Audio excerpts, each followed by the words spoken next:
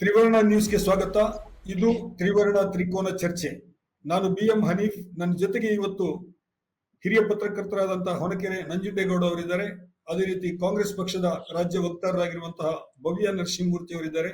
ಹಾಗೂ ಬಿಜೆಪಿಯ ರಾಜ್ಯ ವಕ್ತಾರರಾಗಿರುವಂತಹ BV ಗಣೇಶ್ ಅವರು ಕೂಡ ನಮ್ಮ ಜೊತೆಗಿದ್ದಾರೆ.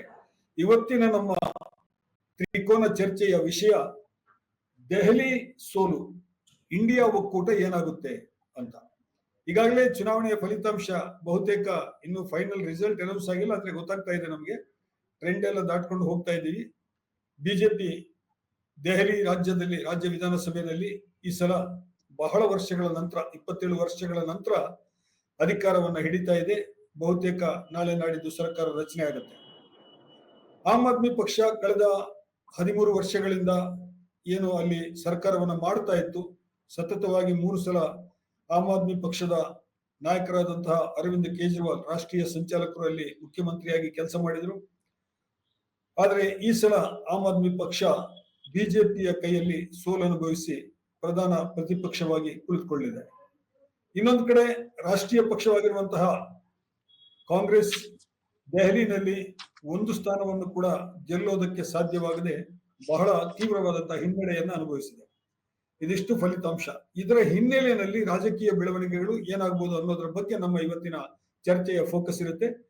ಆರಂಭದಲ್ಲಿ ನಾನು ಒಂದು ಮಾತನ್ನ ಕೇಳಲಿಕ್ಕೆ ಬಯಸ್ತೀನಿ 3 ಮಂದಿಗೆ. ಮೊದಲನೇದಾಗಿ ಗಣೇಶ್ ಅವರಿಗೆ, ಏನ್ ಮ್ಯಾಜಿಕ್ ಮಾಡಿತ್ತು ನಿಮ್ ಪಕ್ಷ? ಏನಾಯ್ತು? ಹೇಗೆ ನೀವು ಬಹುಮತಕ್ಕೆ ಬರಲಿಕ್ಕೆ ಸಾಧ್ಯ ಆಗಿರೋದು ಹೇಗೆ? ಇಲ್ಲ, ನೀವು ಹೇಳಿದಾಗ 27 ವರ್ಷಗಳ ನಂತರದ್ದು ನಮಗೆ ಅಧಿಕಾರ ಬೇಕೇ ಬೇಕು, ಸಿಗಬೇಕು ಅನ್ನತಕ್ಕಂಥ ದಿಕ್ಕಿನಲ್ಲಿ ಕಾರ್ಯಕರ್ತರು ಮತ್ತೆ ಮತದಾರರ ಮಧ್ಯೆ ಇರತಕ್ಕಂಥ ಒಂದು ಉತ್ತಮವಾದಂಥ ಬಾಂಧವ್ಯದಿಂದ ಇದು ಸಾಧ್ಯ ಆಯಿತು. ಇಲ್ಲಿ ಯಾವುದೇ ಇದುವಾದಂಥ ಮ್ಯಾಜಿಕ್ ಏನಲ್ಲ. 10 ವರ್ಷಗಳ ಆ ಅಧಿಕಾರದ ಒಂದು ಆಂಟಿ ಇನ್ಕಂಬೆನ್ಸಿ ಇರ್ಬೋದು. ಅವರು ಯಾವ ರೀತಿ ಅಧಿಕಾರಕ್ಕೆ ಬರತಕ್ಕಂಥ ಸಂದರ್ಭದಲ್ಲಿ ತಮ್ಮ ಆಸೆಯನ್ನ ವ್ಯಕ್ತಪಡಿಸಿ ಜನಗಳ ಮೇಲೆ ಅದನ್ನ ಬಿಂಬಿಸಿದ್ರು, ಅದು ಎಲ್ಲೋ ಈಡೇರಿಲ್ಲ ಅನ್ನತಕ್ಕಂಥದ್ದು ಜನಗಳ ಮನಸ್ಸಿನಲ್ಲೂ ಉಳಿದಿದೆ. ಹಾಗಾಗಿ ಈ ಬಾರಿ ಅದೇ ಮ್ಯಾಜಿಕ್ ಅಂತಲ್ಲ, ಇದು ಪ್ರಾಮಾಣಿಕ ಪ್ರಯತ್ನ. ಈ ಬಾರಿ ಅಧಿಕಾರ ಪಡೆಯಬೇಕು. ಅಧಿಕಾರ ಪಡೆಯೋದು ಒಂದೇ ಮುಖ್ಯ ಅಲ್ಲ, ಜನಗಳ ವಿಶ್ವಾಸದ ಮುಖಾಂತರ ನಾವು ಅಧಿಕಾರ ಪಡಿಬೇಕು ಅನ್ನೋ ದಿಕ್ಕಿನಲ್ಲಿ ನಾಯಕತ್ವ, ಕಾರ್ಯಕರ್ತರು ಮತ್ತೆ ಪ್ರಾಮಾಣಿಕ ಪ್ರಯತ್ನ, ಈ 3ರ ಫಲವಾಗಿ ಇಂದಿನ ಒಂದು ಜನತಾ ನ್ಯಾಯಾಲಯ ಜನತೆ ಭಾರತೀಯ ಜನತಾ ಪಕ್ಷದ ಪರವಾಗಿ ತೀರ್ಪು ಕೊಟ್ಟಿದ್ದಾರೆ ವಿನಃ ಮತ್ತಿನ್ನೇನು ಅಲ್ಲ. ಗಣೇಶ್ ಅವರೇ, ಅದು ಸಾಮಾನ್ಯವಾಗಿ ಈ ಚುನಾವಣೆಯಲ್ಲೂ ಇದನ್ನು ಮಾಡ್ತೀರಿ ನೀವು. ನಿಮ್ದು ನಾಯಕತ್ವ ಚೆನ್ನಾಗಿರುತ್ತೆ, ಪ್ರಾಮಾಣಿಕರು ಬಹಳ ಪ್ರಾಮಾಣಿಕತೆ ಇದು, ಕಾರ್ಯಕರ್ತರು ಪ್ರಾಮಾಣಿಕತೆಯಿಂದ ಕೆಲಸ ಮಾಡ್ತೀರಿ. ಕಳೆದ ಚುನಾವಣೆಯಲ್ಲೂ ಮಾಡಿದ್ದೀರಿ, ಅದರ ಹಿಂದಿನ ಚುನಾವಣೆಯಲ್ಲೂ ಮಾಡಿದ್ದೀರಿ. ಈ ಸಲ ಏನಾದ್ರೂ ಒಂದು ಪ್ಲಸ್ ಪಾಯಿಂಟ್ ಇರಬೇಕು. ಯಾಕಂತ ಹೇಳಿದ್ರೆ ಜನರು ಆಮ್ ಆದ್ಮಿ ಪಕ್ಷದ ಕೆಲಸದಿಂದ ಬಹುತೇಕ ಜನ ಸಂತೃಪ್ತರಾಗಿದ್ರು. ಬೇರೆ ಬೇರೆ ತರದವರ ಕಾರ್ಯಕ್ರಮಗಳೆಲ್ಲ ಜನರಿಗೆ ತಲುಪಿತ್ತು. ನಾವೀಗ ನೀವು ವಿರೋಧ ಪಕ್ಷದಲ್ಲಿ ಇರ್ಬೋದು, ಇನ್ನೊಂದು ಪಕ್ಷದಲ್ಲಿ ಇರ್ಬೋದು, ಆದ್ರೆ ಬಹಳಷ್ಟು ಮಂದಿ ನಾವು ಅಬ್ಸರ್ವ್ ಮಾಡಿರೋದಲ್ಲಿ ಏನಂತ ಹೇಳಿದ್ರೆ ದೆಹಲಿನಲ್ಲಿ ಅವರ ಕಾರ್ಯಕ್ರಮಗಳು ಬಹಳ ಮುಖ್ಯವಾಗಿ ಆಸ್ಪತ್ರೆ ಕಾರ್ಯಕ್ರಮಗಳಿರ್ಬೋದು, ಶಿಕ್ಷಣ ಸಂಸ್ಥೆಗಳು, ಶಾಲೆಗಳದ್ದಿರ್ಬೋದು, ಸರ್ಕಾರಿ ಶಾಲೆಗಳದ್ದು, ಆಮೇಲೆ ಉಚಿತ ಪ್ರಯಾಣದ ಎಲ್ಲ ಕಾನ್ಸೆಪ್ಟ್ ಎಲ್ಲ ಅಲ್ಲಿಂದಲೇ ಬಂತು ತಾನೆ. ನಾವು ಕರ್ನಾಟಕದಲ್ಲಾಗ್ಲಿ ಇನ್ನೊಂದು ರಾಜ್ಯದಲ್ಲಾಗ್ಲಿ ಇವತ್ತು ಎಲ್ಲ ರಾಜಕೀಯ ಪಕ್ಷಗಳು ಅದನ್ನೊಂದು ಬಹಳ ಮುಖ್ಯವಾದಂತಹ ಚುನಾವಣಾ ಕಾರ್ಯಕ್ರಮ ಅನ್ನೋ ತರನೇ ಮಾತಾಡ್ತವೆ. ಜನರಿಗೆ ಏನು ಉಚಿತವಾಗಿ ಕೊಡ್ಬೋದು ಅನ್ನುವಂಥದ್ದು. ಸೊ ಅದೆಲ್ಲ ತಲುಪಿದ ನಂತರ ಕೂಡ ಈಗ ಯಾಕೆ ಈ ಸಲ ಅವರು ಸೋತೋದ್ರು ಬಿಜೆಪಿ ಕೈಯಲ್ಲಿ? ಇಲ್ಲ, ನಾನು ಹಾಗೆಲ್ಲ ಕೊಟ್ಟಿದ್ದರೆ ಜನ ನಮ್ಮನ್ನೇ ಸೋಲಿಸ್ಬೇಕಾಗಿತ್ತು. ಯಾಕೆಂದ್ರೆ ಉತ್ತಮವಾದಂತ ಕಾರ್ಯಕ್ರಮ ಕೊಟ್ಟಂತ ಸಂದರ್ಭದಲ್ಲಿ ಜನ ಅವ್ರನ್ನ ಬರೀತಿಲ್ಲ. ಹಾಗಂತೇಳಿ ನಾನು ಆ ಪಕ್ಷವನ್ನ ಅಲ್ಲಿಗೆಳಿತಿಲ್ಲ. ಅವ್ರು ಬಂದಂತ ಸಂದರ್ಭದಲ್ಲಿ ಅವರ ನೀತಿ, ಒಂದು ಈ ಸಾಮಾಜಿಕ ಕಳಕಳಿ ಬಹಳ ಅದ್ಭುತವಾಗಿತ್ತು. ಆದ್ರೆ ಆ ಬಂದಂತ ಸಂದರ್ಭದಲ್ಲಿ ವ್ಯಕ್ತಿಗತವಾಗಿ ಗೆಲ್ಲಲಿಕ್ಕೆ ವ್ಯಕ್ತಿ ತಾನು ಏನೋ ದುಡ್ಡು ಖರ್ಚು ಮಾಡಿ ಗೆಲ್ತಿದ್ದ, ಅಥವಾ ಆಸೆ ಆಮಿಷಗಳನ್ನ ತೋರಿಸಿ ಗೆಲ್ತಿದ್ದ.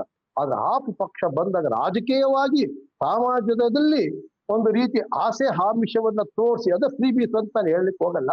ಎಲ್ಲೋ ಒಂದ್ ಕಡೆ ಸಾರ್ವಜನಿಕರಿಗೆ ರಾಜಕೀಯ ಪಕ್ಷಗಳೇ ಕೂಡ ನಮ್ಗೆ ಇಷ್ಟು ಕೊಡ್ತೀವಿ ಅಷ್ಟು ಕೊಡ್ತೀವಿ ಓಟ್ ಹಾಕಿ ಅನ್ನತಕ್ಕಂಥ ಒಂದು ಹೊಸ ಪರಂಪರೆಯನ್ನು ಹುಟ್ಟು ಹಾಕಿದಂತ ಕೀರ್ತಿ ಇದು ಯಾವುದೋ ಆಪ್ ಪಕ್ಷಕ್ಕೆ ಸೇರ್ತದೆ. ಆದ್ರ ಮುಖಾಂತರ ಬಂದಂತ ಆಪ್ ಪಕ್ಷ ಶಿಕ್ಷಣ ಆಗ್ಲಿ, ದೆಹಲಿಯ ರಸ್ತೆಗಳಲ್ಲಾಗ್ಲಿ, ಮೂಲಭೂತ ಸೌಕರ್ಯ ಆಗ್ಲಿ, ಅಥವಾ ಇನ್ನಿತರೆ ಯಾವ್ದನೇ ಆಗ್ಲಿ, ಜನಗಳು ಅವರನ್ನ ಇಷ್ಟಪಟ್ಟು ಗೆಲ್ಲಿಸಿದ್ದಾರೆ. 10 ವರ್ಷ ಅಂತಂದ್ರೆ ಅದು ಮ್ಯಾಸಿವ್ ಏನು 67% ಮತಗಳನ್ನ ಸೀಟ್ಗಳನ್ನ ಕೊಟ್ಟು ಗೆಲ್ಲಿಸಿ 2ನೇ ಬಾರಿನೂ 80% ಕೊಟ್ಟು ಗೆಲ್ಲಿಸಿದ್ದಾರೆ ಅಂದ್ರೆ ಈ ಮಟ್ಟಕ್ಕೆ ಯಾಕೆ ಬಂತು ಅಂತೇಳಿ ಆಪ್ನವರೇ ಆತ್ಮಾವಲೋಕನ ಮಾಡಿಕೊಳ್ಬೇಕು. ಅವ್ರಿಗೆ ಸಂಬಂಧ ಇಲ್ಲ, ನಾವು ಅವ್ರನ್ನ ಕಡೆಗಣಿಸ್ತಿಲ್ಲ. ನಮ್ಮ ಗುರಿ ಇದ್ದಿದ್ದು ದೆಹಲಿ ದೆಹಲಿ ರಾಜ್ಯವನ್ನ ನಾವು ಈ ಬಾರಿ ಆಳಬೇಕು, ಅಲ್ಲಿರತಕ್ಕಂಥ ನ್ಯೂನ್ಯತೆಗಳನ್ನ ತೊಡೆದು ಹಾಕಬೇಕು. ಇಲ್ಲ ಅಂತಂದ್ರೆ ಇದೇ ಪರಿಸ್ಥಿತಿ ನಮ್ಗೆ ಬರುತ್ತೆ ಇದೆ ಅನ್ನತಕ್ಕಂಥ ಎಚ್ಚರಿಕೆಯೂ ಇದೆ, ಜವಾಬ್ದಾರಿಯೂ ಇದೆ. ಹಾಗಾಗಿ ಜನ ನಮ್ಮನ್ನ ಗೆಲ್ಲಿಸಿದ್ದಾರೆ. ಎಸ್, ಭವ್ಯ ಅವರೇ, ನಿಮ್ಗೆ 2 ಪ್ರಶ್ನೆಗಳಿದೆ. ನಾನು 2ನೇ ಪ್ರಶ್ನೆ ಆಮೇಲೆ ಬರ್ತೀನಿ. ಮೊದಲನೇದು, ಆ ಪಕ್ಷದ ಬಗ್ಗೆ ಒಂದು ಜನರಲ್ ಆಗಿ ಒಂದು ಒಳ್ಳೆ ಒಪಿನಿಯನ್ ಇತ್ತು ಅಲ್ಲಿಯ ಸರ್ಕಾರದ ಬಗ್ಗೆ. ಆಮೇಲೆ ನಿಮ್ಮ ಇಂಡಿಯಾ ಒಕ್ಕೂಟದಲ್ಲಿ ನೀವಿಬ್ರು ಕಾಂಗ್ರೆಸ್ ಮತ್ತು ಆಪ್ ಎರಡೂ ಒಂದೇ ಒಕ್ಕೂಟದಲ್ಲಿ ನೀವು ಕೆಲಸ ಮಾಡ್ತಾ ಇದ್ರಿ. ಏನಾಯ್ತು? 10 ವರ್ಷ ಆಂಟಿ ಇನ್ಕಂಬೆನ್ಸಿ ಬಂತ, ಅಥವಾ ಓವರ್ ಕಾನ್ಫಿಡೆನ್ಸ್ ಆಯ್ತಾ, ಅಥವಾ ಇವರ ಭಾಷಣಗಳೆಲ್ಲ ಎರೋಗೆನ್ಸ್ ಅಂತೇಳಿ ಅನಿಸ್ತಾ ಜನರಿಗೆ? ಯಾಕೆ ಒಂದು ಸೋಲೋದಕ್ಕೆ ಕಾರಣ ಏನು, ಹಿನ್ನಡೆ ಸಾಧಿಸೋದಕ್ಕೆ? ಸರ್, ಆಮ್ ಆದ್ಮಿ ಪಾರ್ಟಿಯ ಒಂದು ಅವ್ರು ಆಡಿದಂತಹ ಮಾತುಗಳಾಗ್ಬೋದು, ಅದಕ್ಕೆ ತಕ್ಕನಾಗಿ ಅವರು ನಡ್ಕೊಂಡಿಲ್ಲ. ಈ ಶೀಶ್ ಮೆಹಲ್ ಅಂತ ಆಗ್ಬೋದು, ಏನು ಅವರ ಒಂದು ಸಿಎಂ ಹೌಸ್, ಅವರು ಯಾವ ಒಂದು ವ್ಯಾಲ್ಯೂಸ್ ಹೇಳ್ಕೊಂಡು ಅಧಿಕಾರಕ್ಕೆ ಬಂದ್ರು ಅದಕ್ಕೆ ತದ್ ವಿರುದ್ಧವಾಗಿ ಇವತ್ತು ನಡ್ಕೊಂತಿರುವಂತಹ ರೀತಿ ಕೂಡ ಜನರಲ್ಲಿ ಎಲ್ಲೋ ಒಂದು ಬಿರುಕು ಮೂಡಿಸಿದೆ. ನೀವು ಏನು ಅಲಯನ್ಸ್ ಬಗ್ಗೆ ಮಾತಾಡಿದ್ರಿ ನೋಡಿ, ನಮ್ ಜೊತೆ ಇದ್ದಂತಹ ಅಲಯನ್ಸ್ ಅಲ್ಲಿ ತಮಿಳ್ನಾಡು ಆಗ್ಬೋದು, ಮಹಾರಾಷ್ಟ್ರ ಆಗ್ಬೋದು, ಇದುವರೆಗೂ ನಮ್ಮ ಅಲಯನ್ಸ್ ಬಹಳ ಸ್ಟ್ರಾಂಗ್ ಆಗಿ ನಡ್ಕೊಂಡು ಹೋಗ್ತಾ ಇದೆ. ಯಾಕೆ? ಒಂದೇ ರೀತಿಯ ಐಡಿಯಾಲಜಿ ಇದೆ, ಒಂದ್ಸಲ ಒಂದು ಇನ್ನೊಂದ್ಸಲ ಇನ್ನೊಂದು ಮಾತಾಡುವಂತಹ ಒಂದು ಇದಿಲ್ಲ. ಕೆಲವು ಪಕ್ಷಗಳು ನಮ್ ಜೊತೆ ಇರೋದ್ ಏನು ಅಲಯನ್ಸ್ ಅಲ್ಲಿ ಇದ್ದಾರೆ ಅವರ ಜೊತೆ, ಸೊ ಅವರ ಜೊತೆ ನಮ್ಮ ಅಲಯನ್ಸ್ ಸ್ಟ್ರಾಂಗ್ ಆಗಿ ಹೋಗ್ತಿದೆ. ಬಟ್ ಆಮ್ ಆದ್ಮಿ ಪಾರ್ಟಿ ಬಗ್ಗೆ ಹೇಳ್ಬೇಕಂದ್ರೆ, ಹೌದು, ಈಗ ದೆಹಲಿಯಲ್ಲಿ ನಾವು ಅವ್ರ ಜೊತೆ ಕೋalition ಅಲ್ಲಿ ಹೋಗ್ಲಿಲ್ಲ. ಯಾಕೆಂದ್ರೆ ಅವರು ಆಡ್ತಿದ್ದಂತಹ ಮಾತುಗಳಾಗ್ಬೋದು, ನಾನ್ ಹೇಳ್ದಂಗೆ ಅದು ಇದು ಕರಪ್ಷನ್ ಕೇಸಸ್ ಎಲ್ಲ ಏನಿದೆ ಅವ್ರ ಜೊತೆ ನಿಂತ್ಕೊಂಡ್ವಿ ನಾವು. ಆದ್ರೂ ಕೂಡ ಅವರ ಒಂದು ನೈತಿಕತೆ ನೋಡ್ಬಿಟ್ಟು ನಮ್ಗ್ ಅನ್ಸ್ತು ಇಟ್ಸ್ ನಾಟ್ ನೀಡೆಡ್, ನಾವೇ ಇಂಡಿಪೆಂಡೆಂಟ್ ಆಗಿ ಹೋಗ್ಬೇಕಂತ.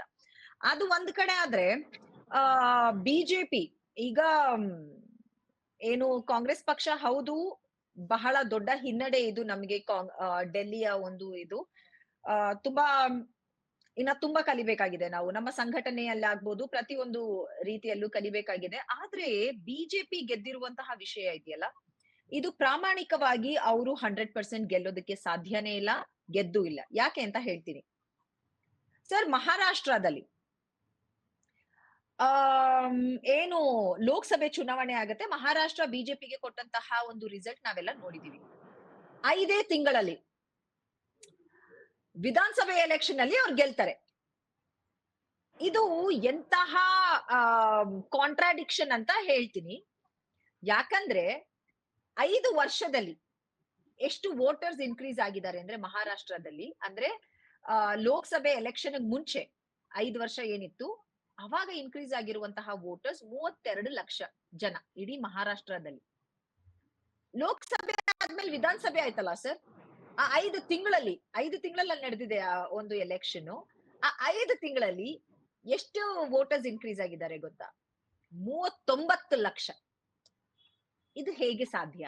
ಇದು ಲಾಜಿಕಲ್ ಇದೆಯಾ ಸರ್? ಯುವಕರ ಸಂಖ್ಯೆ ಐದು ತಿಂಗಳಲ್ಲಿ ಜಾಸ್ತಿ ಆಗುತ್ತೆ. 5 ವರ್ಷದಲ್ಲಿ 32 ಲಕ್ಷ ಆಗುತ್ತೆ, 5 ತಿಂಗಳಲ್ಲಿ 39 ಲಕ್ಷ ಆಗತ್ತೆ. ಸಾಧ್ಯ ಇದೆಯಾ? ಜೊತೆಗೆ ಯಾವ ಕ್ಷೇತ್ರದಲ್ಲಿ ಅದು ಜಾಸ್ತಿ ಆಗಿದೆ ಅಂತ, ಎಷ್ಟು ಅಂತರದಲ್ಲಿ ಬಿಜೆಪಿ ಗೆದ್ದಿದಾರಲ್ಲ, ಅದು ಸೇಮ್ ನಂಬರ್ಸ್ ಇದೆ. ನೀವು ಹೇಳ್ತಾ ಇರೋದು, ಈಗ ನಾವು ದೆಹಲಿ ಚುನಾವಣೆಯ ಫಲಿತಾಂಶದ ಬಗ್ಗೆ ಮಾತಾಡ್ತಾ ಇದ್ದೀವಿ. ಸರ್, ದೆಹಲಿ ಚುನಾವಣೆ ಆಗ್ಬೋದು, ಇಲ್ಲಿ ನೋಡಿ, ಈಗ ದೆಹಲಿ ಚುನಾವಣೆ ಆಗ್ಬೋದು. ಅವರು ಈಗ ಎಲೆಕ್ಷನ್ ಕಮಿಷನ್ ರಿಗ್ ಮಾಡ್ತಾರೆ, ಇಲ್ಲ ಇವಿಎಂ ಹ್ಯಾಕ್ ಮಾಡ್ತಾರೆ. ಇವತ್ ನೋಡಿದ್ರೆ ಎಲೆಕ್ಷನ್ ಕಮಿಷನ್ ಲಿಟ್ರಲಿ ಈ ರೀತಿ 39 ಲಕ್ಷ ವೋಟ್ಸ್ ಇನ್ಕ್ರೀಸ್ ಆಗಿದೆ ಅಂದ್ರೆ 5 ತಿಂಗಳಲ್ಲಿ ಮಹಾರಾಷ್ಟ್ರ ಅಂತಹ ಒಂದು ರಾಜ್ಯದಲ್ಲಿ. ಯೋಚನೆ ಮಾಡ್ಕೊಳ್ಳಿ ನೀವೇ. ನಮ್ಮ ಕಾಂಗ್ರೆಸ್ ಪಕ್ಷ ಇವಾಗ ಈ ರೀತಿ ಏನು ಸರಿ, ಅದು ಒಂದು ಪ್ರತ್ಯೇಕ ಚರ್ಚೆಯ ವಿಷಯ. ಅದು ಹಿಂದೆನೆ ಚರ್ಚೆ ಸ್ಟಾರ್ಟ್ ಆಗಿತ್ತು. ರಾಹುಲ್ ಗಾಂಧಿ ಅವರ ಪ್ರಶ್ನೆಯನ್ನ ರಾಷ್ಟ್ರೀಯ ಮಟ್ಟದಲ್ಲಿ ಎತ್ತಿದ್ರು. ನಾನು ಕೇಳ್ತಾ ಇರೋದು ದೆಹಲಿ ಚುನಾವಣೆಗೆ ಸಂಬಂಧಿಸಿ ನಾನು ಕೇಳ್ತಾ ಇರೋದು, ಮಹಾರಾಷ್ಟ್ರದಲ್ಲಿ ಆದ ತರ ದೆಹಲಿನಲ್ಲೂ ಆಗಿದೆ ಅಂತೀರಾ ನೀವು? ಇವಿಎಂಸ್ ಏನಾಗಿದೆ ನೀವು ನೋಡಿದ್ರೆ, ಕರ್ನಾಟಕ ಕೌಂಟಿಂಗ್ ಏನಿತ್ತು, ಡೆಲ್ಲಿಲಿ ಇರೋದು 70 ಸೀಟು ಸರ್. 224 ಇಲ್ಲ ಮೇಡಮ್, ಸೀಟು ಇಲ್ಲ, ಇಲ್ಲ, ಕರ್ನಾಟಕದಲ್ಲಿ. ಇಲ್ಲ, ಇದ್ರಲ್ಲಿ ಮೇಡಮ್, ಆದ್ರೆ ಒಂದ್ ಒಂದ್ ನಿಮಿಷ, ಇಲ್ಲ ಪೂರ್ತಿ ಮುಗಿಸ್ಬಿಡ್ತೀನಿ. ನಾನು ದೆಹಲಿನಲ್ಲೇ ಇವತ್ತು ವಾಸವಾಗಿ ನಡೆದಂತಹ ಕೌಂಟಿಂಗ್ ಬಯಸ್ಕೊಂಡು ಇತ್ತಲ್ಲ, ಇವತ್ತು ನಡೆದಂತಹ ಕೌಂಟಿಂಗ್ ಇತ್ತಲ್ಲ, ನೀವು ಲೋಕಸಭೆ ಎಲೆಕ್ಷನ್ ಅಲ್ಲೂ ನೋಡಿ, ಎಲೆಕ್ಷನ್ ಕಮಿಷನ್ ವೆಬ್ಸೈಟ್ ಅಲ್ಲಿ ಬರ್ತಿದ್ದಂತಹ ರಿಸಲ್ಟೇ ಬೇರೆ, ಅಲ್ಲಿ ಆನ್ ಸ್ಪಾಟ್ ಏನು ಅಲ್ಲಿ ಕೌಂಟಿಂಗ್ ಸೆಂಟರ್ ಗಳಲ್ಲಿ ಬರ್ತಿದ್ದಂತಹ ಇದೆ ಇಲ್ಲ, ತುಂಬಾ ಡಿಲೇ ಇತ್ತು ಎಲೆಕ್ಷನ್ ವೆಬ್ಸೈಟ್ ಅಲ್ಲೂ ಕೂಡ. ನಂತರ ಕೂಡ ತುಂಬಾ ಡಿಸ್ಕ್ರಿಪೆನ್ಸೀಸ್ ನಾವು ಏನು ಫೈಲ್ ಮಾಡಿದ್ವಿ ಕಂಪ್ಲೇಂಟ್ಸ್. ಎಲೆಕ್ಷನ್ ಕಮಿಷನ್ ಯಾವುದೇ ರೀತಿಯ ಒಂದು ಏನು ಏನ್ ಹೇಳ್ತಾರೆ ಕರೆಕ್ಷನ್ಸ್ ಮಾಡ್ಕೊಂಡಿಲ್ಲ. ಈ ಸಲ ಕೂಡ ಏನಾಗಿದೆ, ಏನು ಪ್ರಾಮಾಣಿಕವಾಗಂತೂ ಇವ್ರು ಗೆದ್ದಿಲ್ಲ. ಯಾಕಂದ್ರೆ ಎಲ್ಲೆಲ್ಲಿ ಆಪೋಸಿಷನ್ ರೂಲಿಂಗ್ ಇದೆ, ಪ್ರತಿ ಒಂದು ಕಡೆ ಒಂದು ಎಲೆಕ್ಷನ್ ಕಮಿಷನ್ ರಿಗ್ ಮಾಡ್ತಾರೆ, ಇಲ್ಲ IT ED ಇದನ್ನ ಏನು ಮುಖ್ಯಮಂತ್ರಿಗಳ ವಿರುದ್ಧ ಬಿಡ್ತಾರೆ ಅಥವಾ ಪೊಲಿಟಿಷಿಯನ್ಸ್ ಗಳ ವಿರುದ್ಧ ಬಿಡ್ತಾರೆ. ನಮ್ಮ ಕೇಸಲ್ಲೇ ನೋಡಿ, ಮೂಡಾ ಸ್ಕ್ಯಾಮ್ ತಂದ್ರು, ED ಕೂಡ ಅಲ್ಲ, ಒಂದ್ ನಿಮಿಷ, ಮನಿ ಲಾಂಡ್ರಿಂಗ್ ಆಗಿರ್ಲಿಲ್ಲ. ಒಂದ್ ನಿಮಿಷ ಮೇಡಮ್, ಒಂದ್ ನಿಮಿಷ. ಅದು ಯಾಕೆಂತ ಹೇಳಿದ್ರೆ ನಾವು ಸ್ವಲ್ಪ ಡಿವಿಯೇಟ್ ಆಗೋದು ಬೇಡ. ನಾನು ಹೇಳ್ತಾ ಇರೋದು ದೆಹಲಿ ಇಲೆಕ್ಷನ್ ಗೆ ಫೋಕಸ್ ಆಗಿ ನಾವು ಮಾತಾಡೋಣ. ಅಲ್ಲಿ ನೀವು ಇದು ಹೇಳಿದ್ರೆ ಸರಿ, ಎಲ್ಲಾನು ಬರ್ಲೇಬೇಕು. ಅಲ್ಲಲ್ಲ ಸರಿ, ಡೆಲ್ಲಿನಲ್ಲೂ ಕೂಡ ಈ ತರ ಆಗಿದೆ, ಮಹಾರಾಷ್ಟ್ರದಲ್ಲಿ ಆದ ತರ ಒಮ್ಮೆಲೆ ಮತದಾರರ ಸಂಖ್ಯೆ ಹೆಚ್ಚಾಗಿದೆ ಅಂತ ಹೇಳ್ತಾ ಇದ್ದೀರಿ ನೀವು, ಒಂದು ಅನುಮಾನ ನಿಮ್ದು ಅಲ್ವಾ? ಎರಡನೇದು, ನೀವು ಕೌಂಟಿಂಗ್ ನಲ್ಲೂ ಕೂಡ ಏನಾದ್ರೂ ಅಪರಾಧಪರ ಆಗಿರ್ಬಹುದು, ಅವ್ಯವಹಾರಗಳ ಅಕ್ರಮಗಳಾಗಿರ್ಬಹುದು ಅನ್ನುವಂಥದ್ದು ಒಂದು ಅನುಮಾನ. ಕಾಂಗ್ರೆಸ್ ಪಕ್ಷ ಈ ಸಲ ನಾವು ಸರ್ಕಾರ ಫಾರ್ಮ್ ಮಾಡ್ತೀವಿ ಅನ್ನೋದು ಸುಳ್ಳು, ಬಟ್ ಈ ಮಟ್ಟಕ್ಕೆ ನಾವು ಬಹಳ ಪ್ರಬಲ ನಾಯಕಿಯರನ್ನ ಇವಾಗ ನಾವು ಟಿಕೆಟ್ ಅಲ್ಲ ಮೇಡಮ್ ಅವರೇ, ಕೂಡ ಇತ್ತು. ಪೂರ್ತಿ ಮುಗಿಸ್ಬಿಟ್ಟು ನಿಮಿಷ, ಚಾನ್ಸಸ್ ಕೂಡ ಇತ್ತು, ನಮ್ಮ ಹೋಪ್ಸ್ ಕೂಡ ಇತ್ತು. ಬಟ್ ಇಲ್ಲಿ ಏನ್ ನಡೆದಿದೆ ಅದು ಕೂಲಂಕುಷವಾಗಿ ನಾವು ನೋಡ್ಲೇಬೇಕಾಗುತ್ತೆ. ಹೇಳಿ ಸರ್. ಗಣೇಶ್ ಹೇಳಿ. ಅಲ್ಲ, ನಾನು ಭವ್ಯ ನರಸಿಂಹಮೂರ್ತಿ ಅವರು ಹೇಳ್ತಿರೋ ಮಾತುಗಳನ್ನ ರಾಜಕೀಯ ಪಕ್ಷಗಳಲ್ಲಿ ಚುನಾವಣೆ ನಡೆಯೋದು, ಸೋಲು ಗೆಲುವು ಅದು ಸಹಜ, ಒಪ್ತೀನಿ. ಆದ್ರೆ ಒಂದು 330 ವರ್ಷ ಇರತಕ್ಕಂಥ ಇತಿಹಾಸ ಇರತಕ್ಕಂಥ ಒಂದು ರಾಜಕೀಯ ಪಕ್ಷ ದೆಹಲಿ ಕ್ಷೇತ್ರದಲ್ಲಿ 3 ಬಾರಿನೂ 0 ತಗೊಂಡು, ಶೀಲಾ ದೀಕ್ಷಿತ್ ಅವರು 10 ವರ್ಷ ಆಡಳಿತ ನಡೆಸಿ 3 ಬಾರಿನೂ 0 ತೆಗೆದುಕೊಳ್ಬೇಕಾದ್ರೆ ಒಂದ್ ಸ್ವಲ್ಪ ಆತ್ಮಾವಲೋಕನ, ಆತ್ಮವಿಮರ್ಶೆಯನ್ನು ಮಾಡ್ಕೊಳ್ಬೇಕು ಅಂತ ಅನಿಸ್ತಾ ಇಲ್ವಾ ನಿಮ್ಗೆ? ಅನಿಸ್ತಾ ಇಲ್ವಾ? ಅಲ್ಲ ಅದು 3 ಬಾರಿನೂ ಅಲ್ಲಲ್ಲ, ಒಂದ್ ನಿಮಿಷ ಒಂದ್ ನಿಮಿಷ ಮೇಡಮ್, 3 ಬಾರಿಯೂ 0 ಅಂದ್ರೆ ನಿಮ್ಮ ನಿಲುವೇನಿದೆ? ಬರೀ ಆರೋಪ ಮಾಡೋದಕ್ಕೆ ಮಾತ್ರ ಸೀಮಿತವಾಗಿದ್ದೀರಾ? ವೋಟ್ ಜಾಸ್ತಿ ಆಯ್ತು, EVM ಜಾಸ್ತಿ ಆಯ್ತು, ಅದು ಜಾಸ್ತಿ, ಈ ರೀತಿ ಆರೋಪಗಳು ಸೋತ ನಂತರ ಬರುತ್ತದೆ. ನಿಮ್ಗೆ ಅದೇ 100 ಸೀಟ್ ಲೋಕಸಭೆ ಗೆದ್ದಾಗ ಇವಾಗೂ ಬರಲ್ವಾ?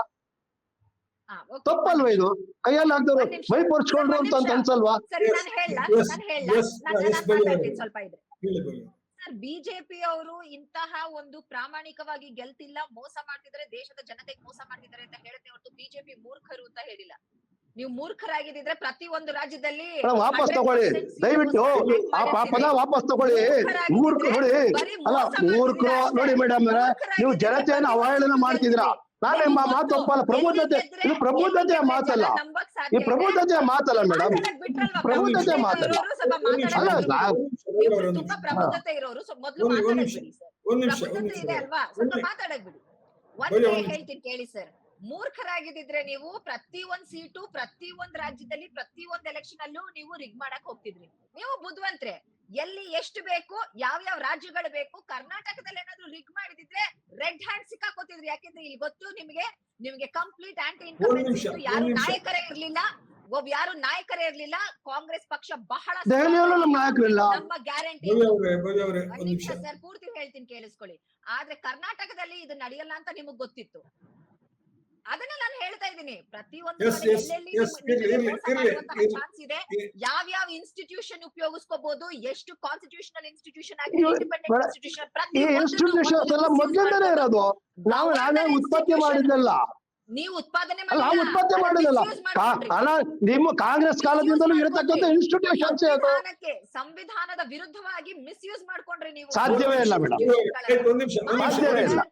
ಇನ್ಸ್ಟೆನ್ಸಸ್ ಕೊಡ್ತೀನಿ. ಒಂದ್ ನಿಮಿಷ ಆಯ್ತು, ಇರ್ಲಿ, ಅದನ್ನ ನಾವು ಅಲ್ಲಿಗೆ ನಿಲ್ಸೋಣ. ಇದೊಂದು ಪ್ರಶ್ನೆಗೆ ಉತ್ತರ ಕೊಡಿ. 39 ಲಕ್ಷ 5 ತಿಂಗಳಲ್ಲಿ ಹೇಗೆ ಜಾಸ್ತಿ ಆಗೋದಕ್ಕೆ ಸಾಧ್ಯ? ಅದು ಇವತ್ತು ಜ್ಞಾಪಕ ಬಂತ? ಇವತ್ತು ಜ್ಞಾಪಕ ಬಂತ? ಇಷ್ಟು ಇವತ್ತು ಬಂತ? ಮಾತಾಡ್ತಾ ಇದೀವಿ ಅಲ್ಲ ಮೇಡಮ್, ಚುನಾವಣೆ ಕೇಳಿ ಮೇಡಮ್, ಕೇಳಿ. ಪ್ರಜಾಪ್ರಭುತ್ವದಲ್ಲಿ ಎಲ್ಲರಿಗೂ ಹಕ್ಕಿದೆ. ಕೇಳಿ ಮೇಡಮ್, ನಾವೇನು ಅದ್ರ ಬಗ್ಗೆ ಕೋಪ ಇಲ್ಲ. ನಮ್ಮ ಒಂದು ಹೇಳಿ. ಒಂದ್ ನಿಮಿಷ ಭವ್ಯ ಅವ್ರೆ, ಒಂದ್ ನಿಮಿಷ ಬರೀ ಆರೋಪ ಮಾಡದೆ ಕಸಬ ಮಾಡ್ಕೋಬೇಡಿ. ಹೇಳ್ತಾನೆ ಇದ್ದಾರೆ. ಭವ್ಯ ಅವ್ರೆ, ಒಂದ್ ನಿಮಿಷ ನಮ್ಮ ನಾಯಕ ಒಂದ್ ನಿಮಿಷ. ಆರೋಪ ಮಾಡದೆ ಕಸಬ್ ಮಾಡ್ಕೋಬೇಡಿ.